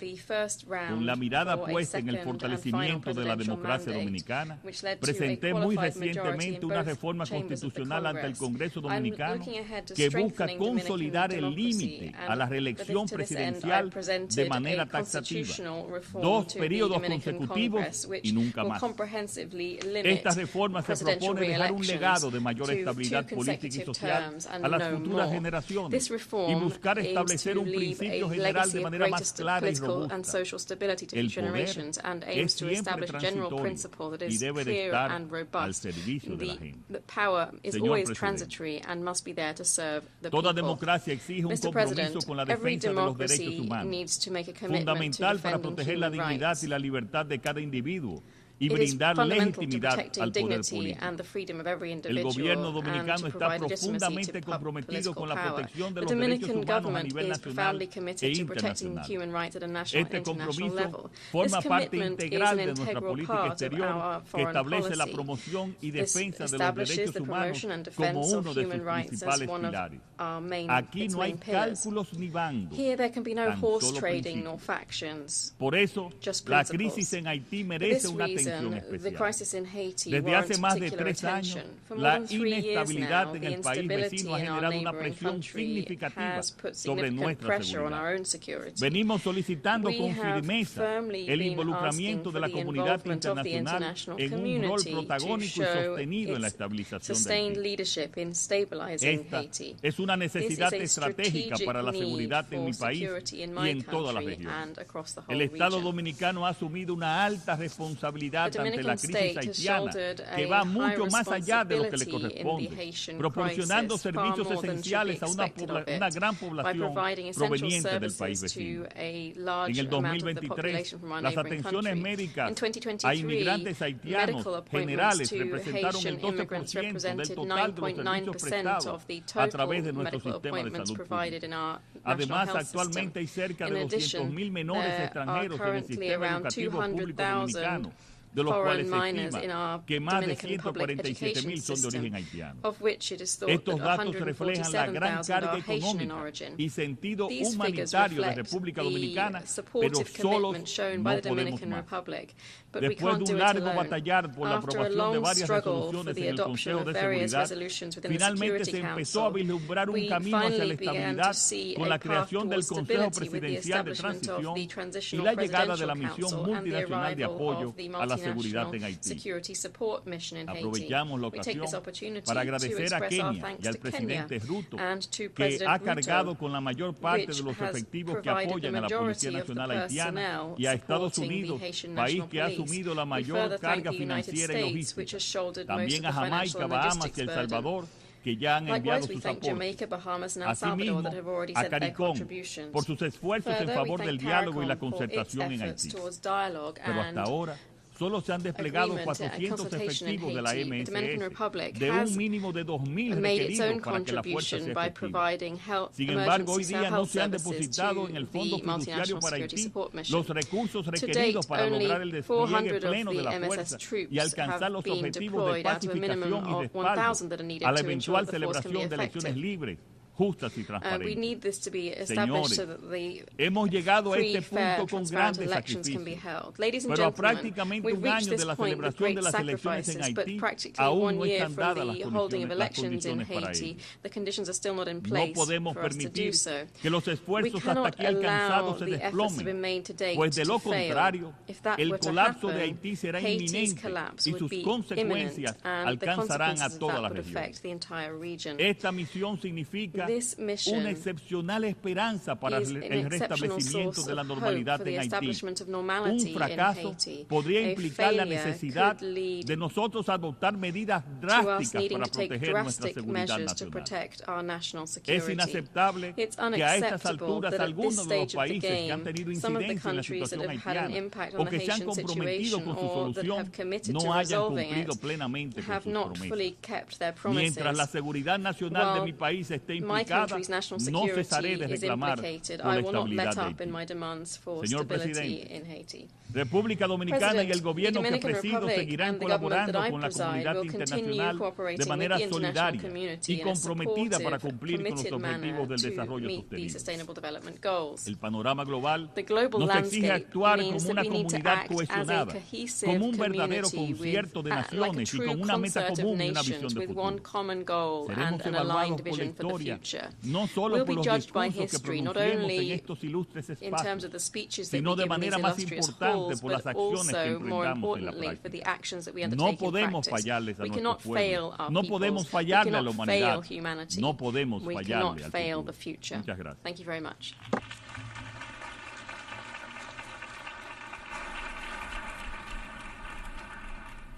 On behalf of the Assembly, I wish to thank the President of the Dominican Republic. The Assembly will hear an address by His Excellency Klaus Werner Iohannis, President of Romania. I request protocol to escort His Excellency and invite him to address the Assembly.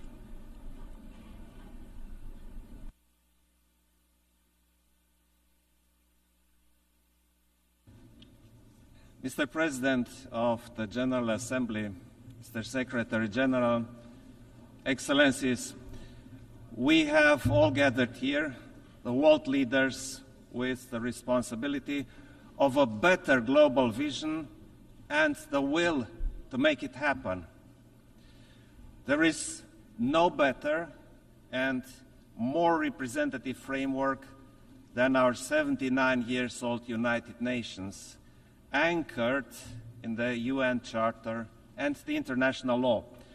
However insecure the world is today, the answer to our problems will always be more cooperation and more solidarity.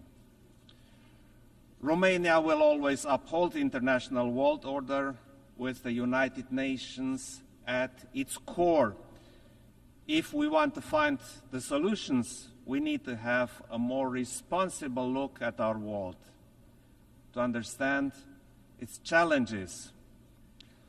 Let us remember what brought us here together in the first place: peace as a state of spirit, as a purpose, as a tool.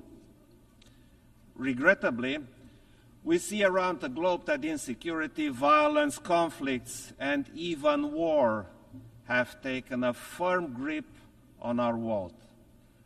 Our main challenge is finding the much-needed solutions to restore and safeguard peace. Otherwise, the international order and the international law are ours to lose. When diplomacy is the most difficult tool to use, it is precisely then when we need to use it most. Look at the dire global consequences of the Russian war against Ukraine. It has unleashed the greatest security crisis in Europe in recent history, in breach of the international law and with implications going well beyond Europe. In this context, Romania has extended a strong, multidimensional support for Ukraine and its people, and we are committed to maintain it for as long as it is needed. At the same time, Romania will continue its unwavering support to consolidate the resilience of the Republic of Moldova, the second most affected country by this war. Our security is not regional, it is global. This brutal war has already harmed nations and people across the world. Food security stands proof. My country has a crucial role in facilitating the grain exports from Ukraine through our ports on the Danube and at the Black Sea. A long-term conflict is unacceptable, and we must stay the course. Ukraine needs the resolute support of all UN member states determined to uphold the international law and the United Nations Charter. Romania fully supports the peace initiative of President Zelenskyy. It is the only approach to ensure a just and lasting peace in full agreement with the UN Charter and the international law. Ladies and gentlemen, protecting all civilians must remain our common objective. Almost a year ago, the heinous attack committed by Hamas against Israeli civilians has shocked the world. Against the spiral of violence that followed, our actions based on Security Council resolutions should prevail. The end of hostilities, a safe release of all hostages, and facilitation of the safe shipment of the humanitarian aid for the civilians in Gaza are imperatives no one can deny. Furthermore, we support all efforts to resume the political process based on the two-state solution, coexisting in peace and security within safe and recognized borders. More broadly, around the world, there are alarming calls to stop blatant violations of human rights under many forms and rooted in different causes. There is a sense of urgency that remains unanswered. Conflict prevention and peacekeeping are essential tools in this regard. At the same time, we must support the cooperation with regional organizations in view of their role in preventing, keeping, and enforcing peace. Distinguished audience, the impact of climate change is a growing threat to our security, and its consequences are already obvious. As these negative events increase, they impact demography, economies, energy, connectivity, and geopolitics. It is vital to further enhance international cooperation and ensure the much-needed civil protection mechanisms. Romania actively participates at the international level in the exercises, projects, and actions to provide emergency response, especially to limit the impact of wildfires. The UN system is essential to mainstream our efforts and to create synergies. We need to accelerate our work to keep the 1.5 degrees target alive. And since climate change is a threat multiplier, Romania supports an integrated approach to the climate and security nexus within the United Nations system. Green transition also includes energy transition, while ensuring energy security as an important development marker. Ladies and gentlemen, we live in an era when we could fully enjoy the opportunities offered by information, innovation, and connections. Nevertheless, instead of harnessing their potential to our common benefit, we see increased distrust and hatred. We see polarization and rise of extremism instead of coexistence and tolerance. Technology misuses, disinformation, and other hybrid tools are at the center of the problem with the aim of undermining our security. In such times, it has become way easier to destroy than to build. But it is now that we need to seek strength in global institutions, principles, and values, all of those which serve to safeguard human dignity. And human dignity cannot be secured without human rights. They are never optional and continue to stand as one of the fundamental pillars of the United Nations system. In this regard, international legal instruments have a crucial role. For example, in digital transition, we see that technology is a global amplifier of trends. it is up to us to decide whether it will contribute to a more effective and accessible public services. We also have to recognize the essential role of civil society, the human rights defenders, and the involvement of youth in advancing human rights.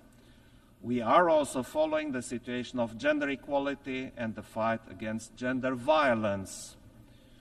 Romania is a firm supporter of gender equality, which we promote as member of the Human Rights Council and most recently of the Commission on the Status of Women.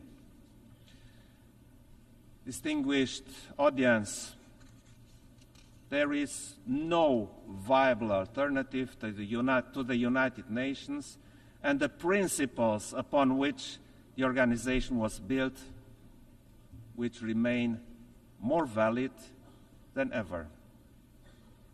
Our focus is to continue the United Nations reform so that it will be fit to address current challenges and the ones looming, a more effective and more efficient United Nations, a more representative United Nations where trust can be fostered. Romania advocates for an extended Security Council where transparency and accountability are the norm, not the exception. A UN more accessible to the public and more meaningful, where youth can have a say on matters affecting them, where the voices of the civil society and other stakeholders are heard. This is why a pact for the future was so urgently required, to give fresh shape and purpose to our vision for the next generations. Finally, the United Nations has a continuous aspiration for a better world, from those who dreamed of peace and tolerance to those who will never stop fighting for it. A world where sovereignty, territorial integrity, international law, and human rights are respected, where each country can choose its own path with dignity and free from aggression, where every citizen is safe and free. This is our credo, and this is our call for action. Thank you very much.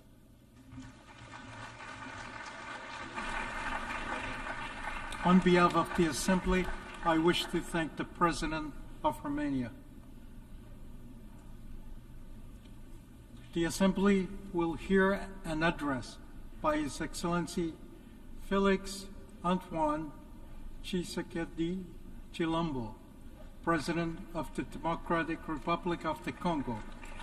I request protocol to escort His Excellency and invite him to address the Assembly.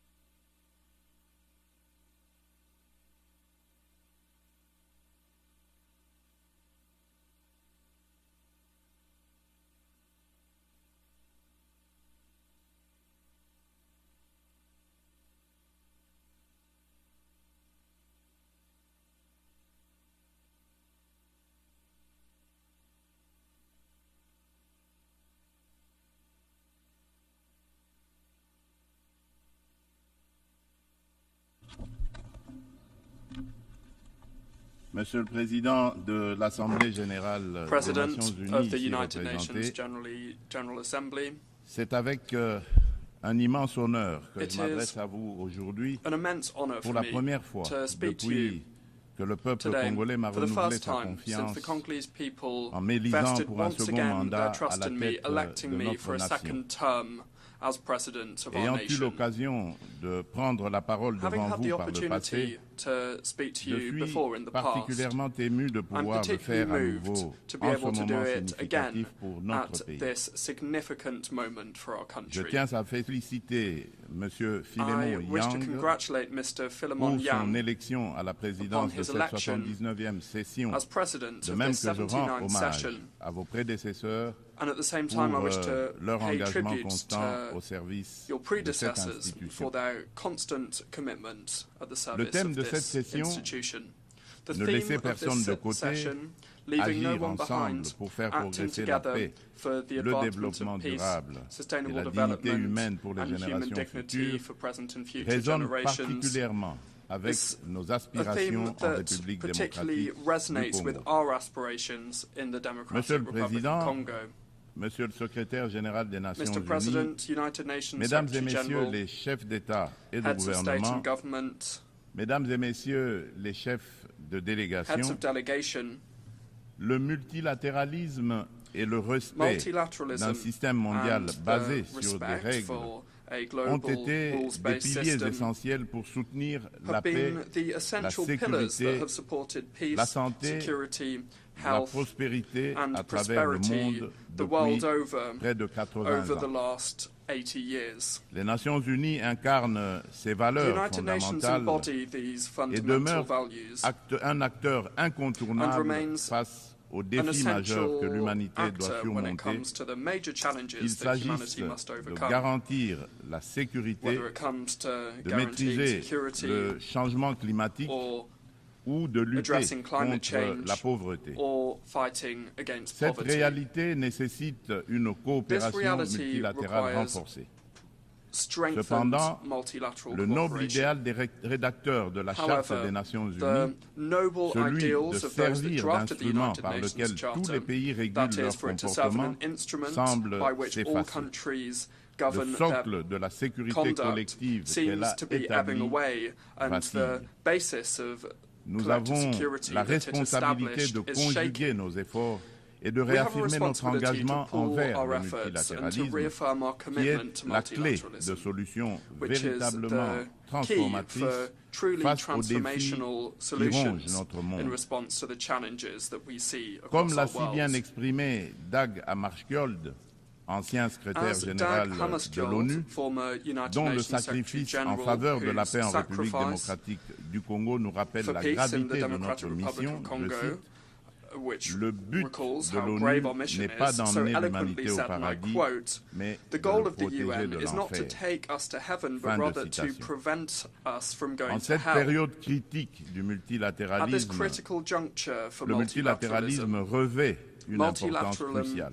Il multilateralism permet is de of the répondre utmost aux menaces importance. communes, It allows us de to protéger respond notre to planète common threats, et de renforcer to la protect our société planet, civile ainsi and que to les strengthen droits civil humains. society and human rights. En effet, nous ne pouvons ignorer la montée Indeed, we alarmante cannot de ignore discours the belliqueux alarming rise in et le saber-rattling rétablissement indécent de and pratiques the d'agressions indecent armées resumption et of practices de of pillage armed des ressources aggression naturelles and affectant looting of tous natural les resources continents. which affect all continents. Le conflit russo-ukrainien The qui persiste Russia-Ukraine et continue conflict d'affecter la région that is n'est qu'une ongoing and continues to manifestation parmi affect the tant d'autres region qui is menacent la simply paix dans le yet monde. another manifestation among Le many Yémen, others le Soudan, that threaten la peace in the Syrie ou world. encore Yemen, le Sudan, terrible drame qui se passe dans Syria, la bande de Gaza and the terrible entrent tragedy dans le lot pour unfolding lequel on le the Gaza Strip multilatéralisme are part jouerait of the list pleinement son rôle. of crises multilateralism needs Il to est address. impératif d'agir ensemble It is essential pour to act progresser together vers la paix, to le progress développement durable towards peace, et la dignité sustainable humaine, development, and garantissant human dignity, ainsi un avenir meilleur thereby pour les générations ensuring a futures. better future for Ne future laissons generations. personne sur le chemin. Let us not Tel leave est le anybody message by clair the et wayside. pertinent qui This is inspire the la clear thématique and sélectionnée relevant message pour that's orienter les inspired travaux de la the 79e theme selected to guide the 79e work session of de this cette 79th session illustre Assemblée. of this august assembly. Monsieur le Président, le Mr. pacte President, pour l'avenir et ses annexes, le pacte numérique mondial et la déclaration sur les générations futures, que nous avons adoptés lors du récent sommet de l'avenir, soulignent l'importance d'une collaboration active pour atteindre une vision commune d'un avenir pacifique et prospère. Ces documents représentent un engagement essentiel pour mettre fin au conflit, lutter contre l'extrême pauvreté et la faim, et aborder des défis tels que les déplacements de population, l'immigration clandestine, l'insécurité alimentaire, les pandémies et les risques des nouvelles technologies. Parallèlement, le pacte mondial numérique se positionne comme un pilier essentiel dans notre quête d'un avenir prospère, au cœur de la quatrième révolution industrielle, où les technologies numériques sont devenues incontournables. Cette transformation numérique représente une occasion sans précédent d'atteindre les objectifs de développement durable d'ici 2030, notamment pour les pays les moins avancés. Elle vise à réduire la fracture numérique et à intégrer les populations non connectés dans des services digitaux à fort impact social. Cependant, pour relever ce défi majeur inhérent à la révolution du numérique, des réformes globales sont nécessaires, impliquant une réévaluation de l'architecture financière internationale et un financement adéquat. C'est pourquoi la République démocratique du Congo aspire à attirer des investissements pour développer la connectivité en Afrique et appeler à la coopération des partenaires multilatéraux et des opérateurs de télécommunications, avec à la clé un transfert de connaissances. En effet, l'accompagnement au processus de maillage du pays est une solution prometteuse pour relier le sud et le nord du continent, ainsi que relier l'océan Indien à l'océan Atlantique. Cela comprend la formation de partenariats viables autour du projet hydroélectrique du Grand Inga, qui vise à répondre à la demande énergétique croissante de notre continent, exacerbée par la prolifération des objets connectés. De plus, il est essentiel de renforcer la traçabilité des minerais stratégiques, indispensables aux équipements technologiques, afin d'assurer une exploitation responsable et durable de nos ressources. Par ailleurs, la pleine participation et l'engagement des jeunes, tant des filles que des garçons, sont également primordiaux pour bâtir une société durable et inclusive. Ce principe constitue le fondement de la Déclaration sur les générations futures, soulignant notre responsabilité envers les générations à venir et l'importance des décisions qui garantissent leur épanouissement. Pour l'Afrique, sa jeunesse représente un atout majeur pour sa prospérité future. Investir dans l'éducation, notamment dans les domaines STEM, sciences, technologies, ingénierie et mathématiques, et créer des environnements propices à l'innovation est crucial. Il est essentiel de remédier à la déconnexion entre une population jeune en forte croissance et le marché de l'emploi en fournissant les compétences nécessaires à leur intégration. Monsieur le Président, la situation dans l'Est de la République démocratique du Congo est particulièrement préoccupante. La résurgence du groupe terroriste du M23, soutenu par le Rwanda, a provoqué une crise humanitaire sans précédent, avec près de 7 millions de déplacés internes. Cette agression constitue une violation majeure de notre souveraineté nationale. Nous appelons la communauté internationale à condamner fermement ces actes et à imposer des sanctions ciblées contre le Rwanda pour son rôle déstabilisateur et néfaste. Nous exigeons le retrait immédiat et inconditionnel des troupes rwandaises de notre territoire.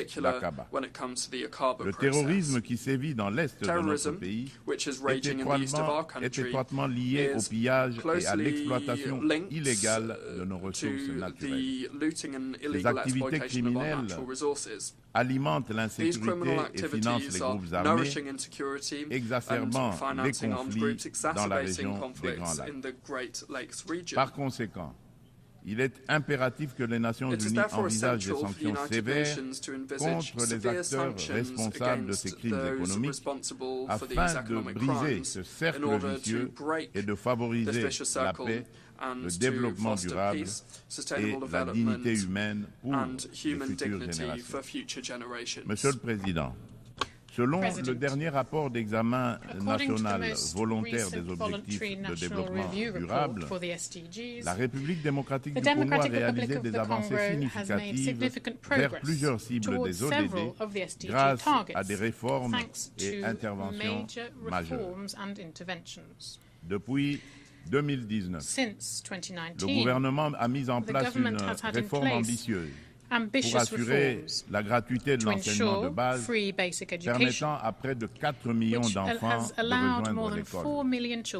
En outre, plusieurs mesures ont été prises pour renforcer la protection sociale, introduire la couverture sanitaire universelle et promouvoir l'égalité des sexes, ainsi que pour favoriser le développement des infrastructures et une industrialisation rapide à travers notamment la création des zones économiques spéciales.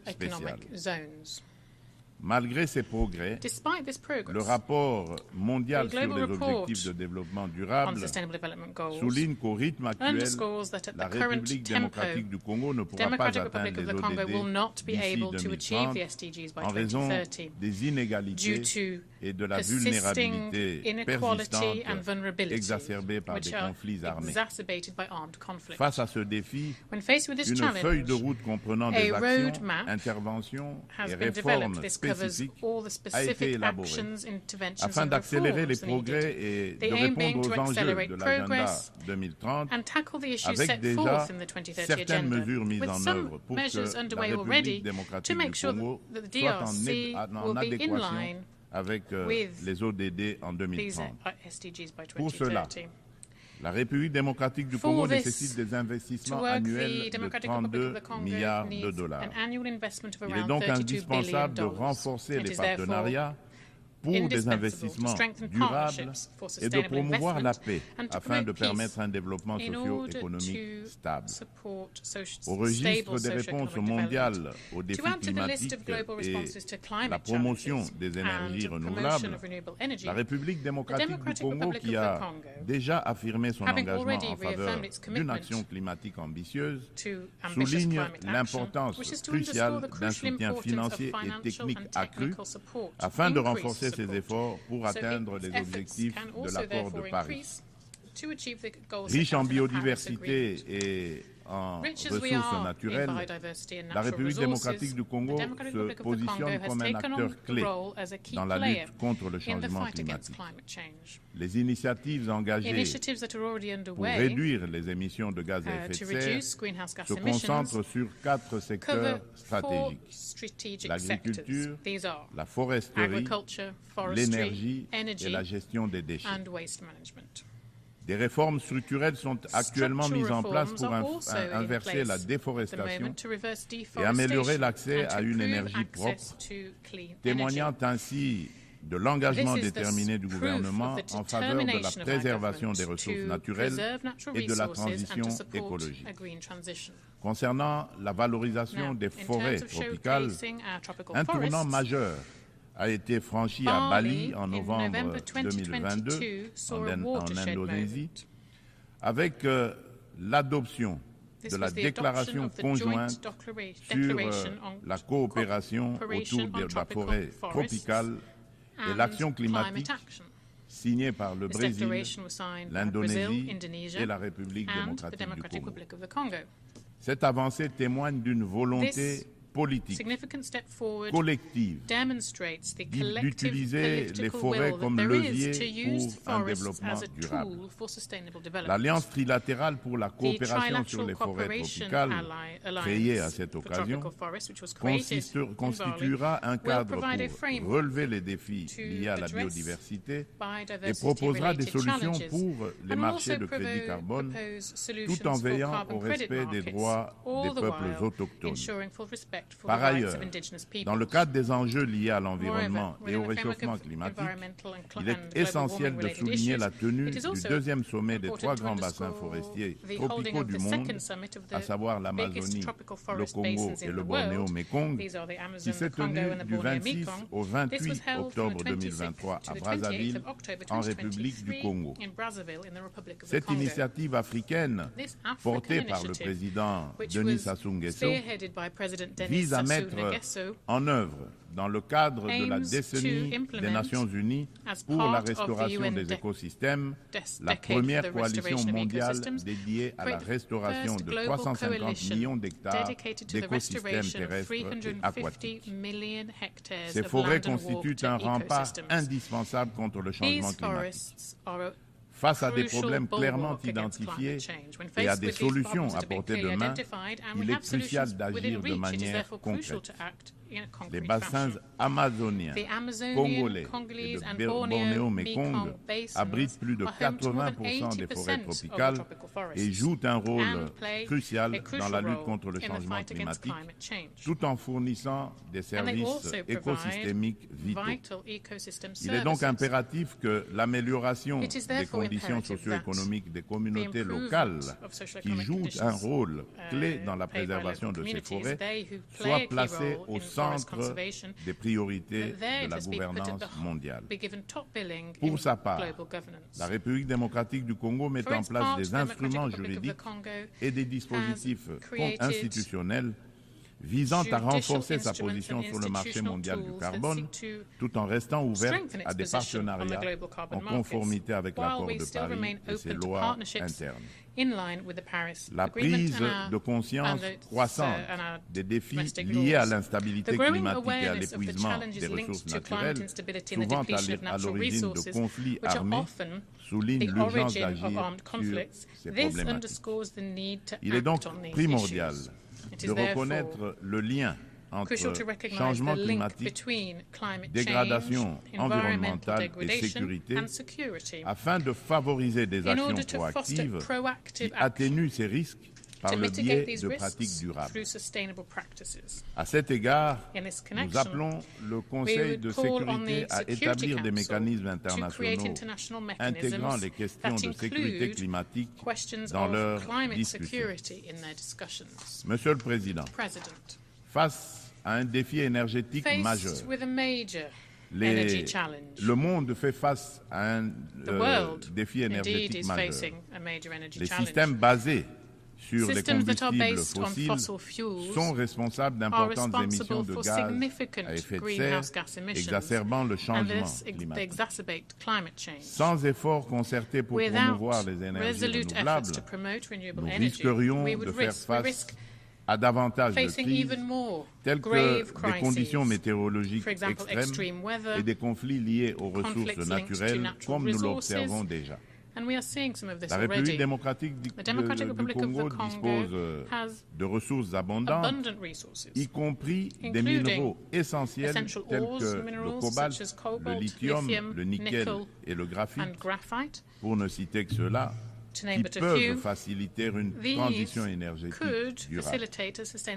Nous appelons à la coopération internationale pour développer les technologies et infrastructures nécessaires. Notre vision est de transformer l'exploitation de nos ressources en levier pour un développement durable et inclusif, tout en améliorant l'éducation, la santé et les infrastructures. L'inclusion sociale est au centre de notre stratégie, garantissant une répartition équitable des bénéfices du progrès. En nous investissant dans la lutte contre le changement climatique et en contribuant aux objectifs de développement durable, la République démocratique du Congo est prête à jouer un rôle clé dans la transformation des systèmes énergétiques mondiaux. Ensemble, nous pouvons bâtir un avenir où l'énergie est propre, durable et accessible à tous. Monsieur le Président, j'aimerais également aborder la question cruciale de la parité homme-femme. Bien que la participation égale des femmes et des hommes à la vie politique soit internationalement reconnue, il subsiste dans la pratique un fossé entre l'égalité juridique et la réalité dans l'exercice du pouvoir. Les préoccupations des femmes méritent d'être intégrées dans les décisions majeures qui touchent notre société. En République démocratique du Congo, nous sommes déterminés à changer les mentalités pour surmonter les barrières sociétales qui freinent l'épanouissement des femmes. Il est essentiel d'impliquer les hommes dans ce processus afin de transformer la dynamique sociale et de valoriser leur rôle dans le succès des femmes. Au niveau national, la Constitution congolaise consacre la parité. Aussi, le gouvernement a mis en place une stratégie de lutte contre les violences basées sur le genre, axée sur la prévention, la protection et la réparation des victimes. Cette stratégie se traduit par le Fonds national de réparation pour les victimes de violences sexuelles liées au conflit et de crimes contre la paix et la sécurité de l'humanité, en abrégé le FONAREV. La législation en cours vise à garantir cette protection. Il convient de souligner les progrès significatifs réalisés en matière de participation des femmes à la prise de décision, avec la nomination pour la première fois dans notre histoire d'une femme comme première ministre et chef du gouvernement.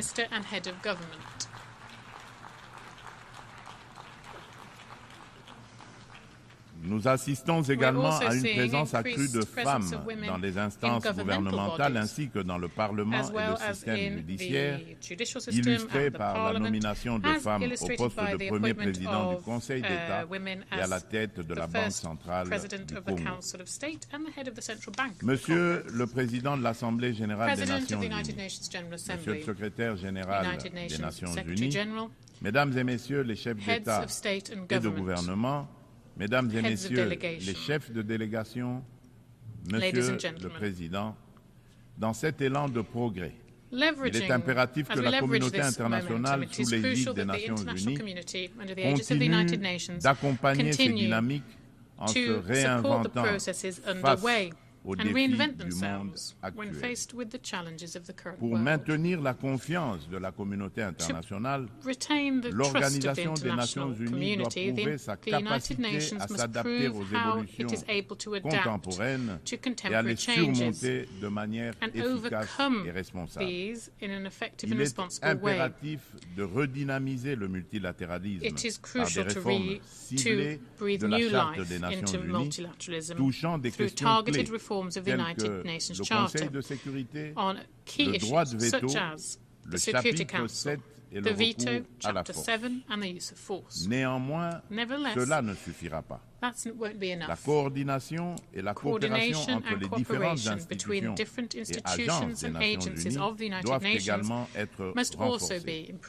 De nombreux enjeux globaux sont souvent abordés de manière redondante dans différents forums, parfois sous des angles contradictoires, tandis que d'autres problématiques restent entièrement négligées, chaque bureaucratie internationale cherchant à défendre son existence propre. À cet égard, tout en saluant l'appui des États-Unis, je réitère avec fermeté, au nom de l'ensemble des pays africains, la requête de création de 2 sièges permanents au Conseil de sécurité des Nations Unies pour les pays africains.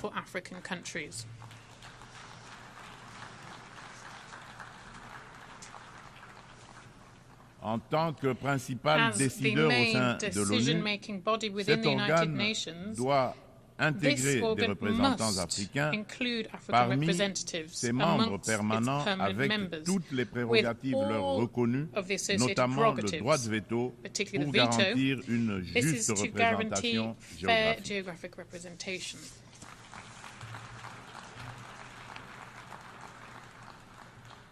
Il s'agit là d'une question de justice pour un continent dont le rôle dans les affaires internationales ne cesse de croître. Nous, Africains, tenons cette exigence avec la plus grande détermination.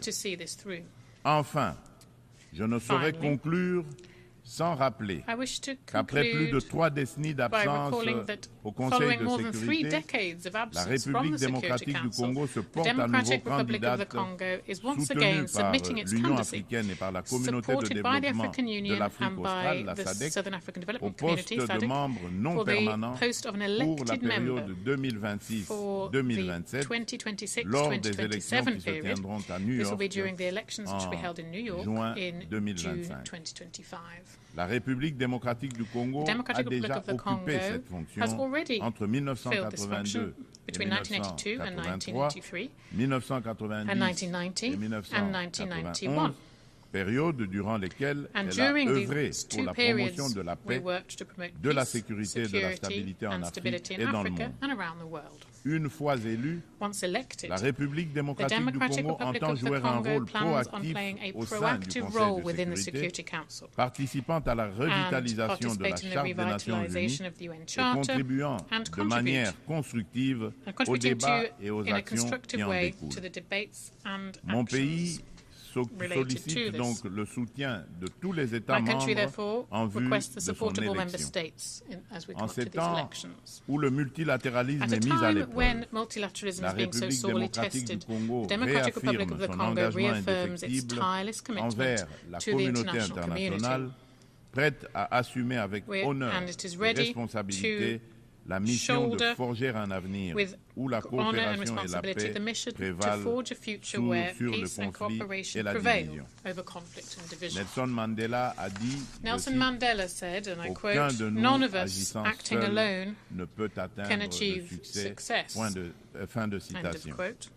Ainsi, nous tendons la main à chacun de vous, partenaires de longue date et nouveaux alliés, pour écrire ensemble ce chapitre crucial de notre histoire collective. Ensemble, faisons de notre monde un lieu où chaque nation, grande ou petite, peut prospérer dans la dignité et dans la sécurité. Je vous remercie.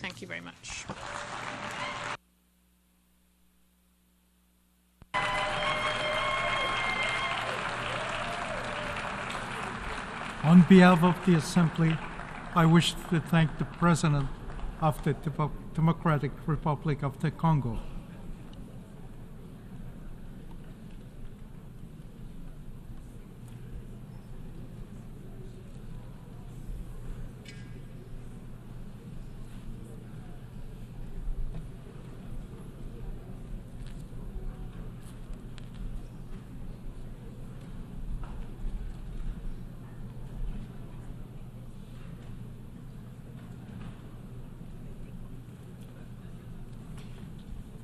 The Assembly will hear an address by His Excellency Umaro Sissoco Embalo, President of the Republic of Guinea-Bissau.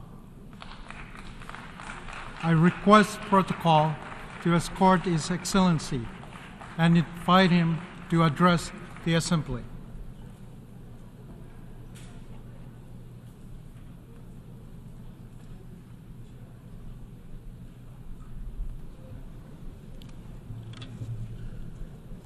Senhor Presidente, Senhor Secretário-Geral, Senhor Chefe de Estado e de Governo, minhas senhoras, meus senhores, permitam-me endereçar as minhas felicitações ao Sr. Philomène Yang, da República de Camarões, pela sua eleição para o cargo do Presidente da 79ª Sessão da Assembleia Geral das Nações Unidas.